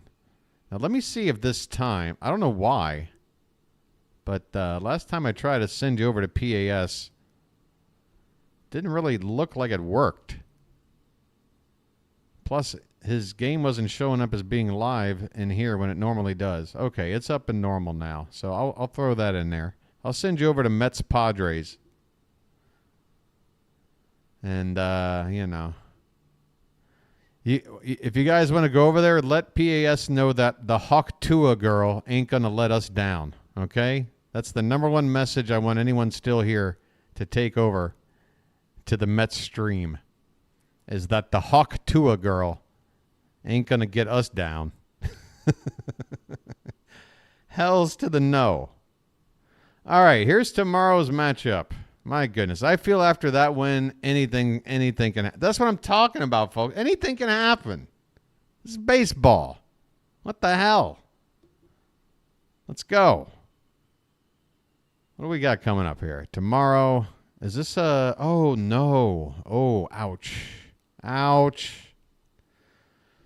Oh, your boy. Oh, I hope there's a better turnout for this one, folks. Your boy is going to have to get up at 2 in the morning to call a game at 3 in the morning. It'll end at 6 in the morning. And then how do I figure out how the rest of the day goes? I don't know. But I'll do it. I'll do it because I've been here for every 3 a.m. game this season, and I ain't going to miss one. Folks, this series is tied up at a game apiece. And tomorrow at 4:05, is that right? 4:05 p.m. Eastern. Do I have that right? 4:05 p.m. Eastern. Your boy will be on the air at 3:55 p.m. Get on over here. Get your butt on over here. Albert Suarez, folk hero, is going to be on the mound, and he's going to take on probably the Astros ace, Framber Valdez. 13-5 record. But look at that. Albert got a lower ERA. Albert got a lower ERA. Now, he's pitched 41 less innings, but, that ain't his fault. If you would have given him the chance, he would have done it. Yeah, that's Santander home run, folks. I'm just going to spend the rest of the day just, yeah. I'll be making a clip, by the way, folks. Did we throw in by the way, the chat is like dead. Maybe I should just stop talking. It's like the BW and Jonathan show right now. Even though there are over 100 people here. I guess people are just hanging on my every word. All right, folks. Well, if you're not going to have any sort of... Yeah, get that Discord link up, Janet. I appreciate it. Folks, you can always keep in touch and talk about baseball when I'm not on the air over on the Discord. And there's no real big agenda behind it. It's just, it's just a place to go hang out. Doesn't cost nothing or anything. People are speechless. They ought to be. All right, let's take one more look at that sub count. Did we get into 65 maybe? Maybe? Oh, I went backwards. Wow. I went backwards. 2 people subbed up just so they can leave comments, leave, and make sure they unsub when they leave. That's what's pretty much going on with the channel right now. God damn. That hurts. I mean, that hurts. Folks, 1 sub. 1. Folks, I can tell you right now, if I'm getting 1 sub a night, this channel is not going to have a season 2. I'm not even going to get to 2K by the end of the season. Never mind by the end of the series. That's wow. Wow. 1. 1. All right. Yeah. 1. I mean, you tell me. You're trying to grow a channel. Doesn't that give you a little bit of concern? Sheesh. I mean, 1. All right. I still had a great time. It's still one of the best moments of the season for me. I'm going to continue to call ball games. And I guess I'm just going to cross my fingers that people find my content and enjoy it enough to sign up. I don't know. Feels like suddenly there's like some sort of kibosh on subs. Like there's some kind of like I'm being blacklisted on YouTube or something. What's the deal? All of my buddies doing their channels, they're subbing up healthy every day. What the hell's going on? I'm just thinking out loud. I don't know what's happening. You guys are here for the content, not for how my channel's doing. I apologize. I apologize. You guys are here, but you know, the game's over. I'm going to send you over now to the Mets game, and it's only the bottom of the second, so plenty of more baseball content to check out if you like. So that's all good. I'll see you guys at 3 o'clock in the morning. And maybe, you know, I can double my sub count tonight to 2. Holy cow. 1? 1? That's... I could just, like, start a new account right now and, like, call it the I'm Sniffing My Dirty Socks channel, and it'll get 2 subs tonight. 1? 3,553. Wow. Am I that unlikable? That must be it. Hey, look, there's an ad that's about to start, so I'm going to get out of here before it does and save you the hassle, okay? Because heaven forbid I lose another sub because an ad that generates another 3 cents helps me out a little bit. Yeah, I'll keep building it and maybe they'll come. Folks, you guys have been great. I'm signing off. I'll go get some breakfast. I'll see you at 3 o'clock in the morning, 4 o'clock your time. Enjoy that Santander walk-off, or not walk-off. Enjoy that Santander Grand Slam. I sure will. All right? Until then, folks, this has been the BirdWatcher. I'll chirp at you later. Coming up with a white box to give you a link is Mets and Padres. All right? Have a good night. See you later.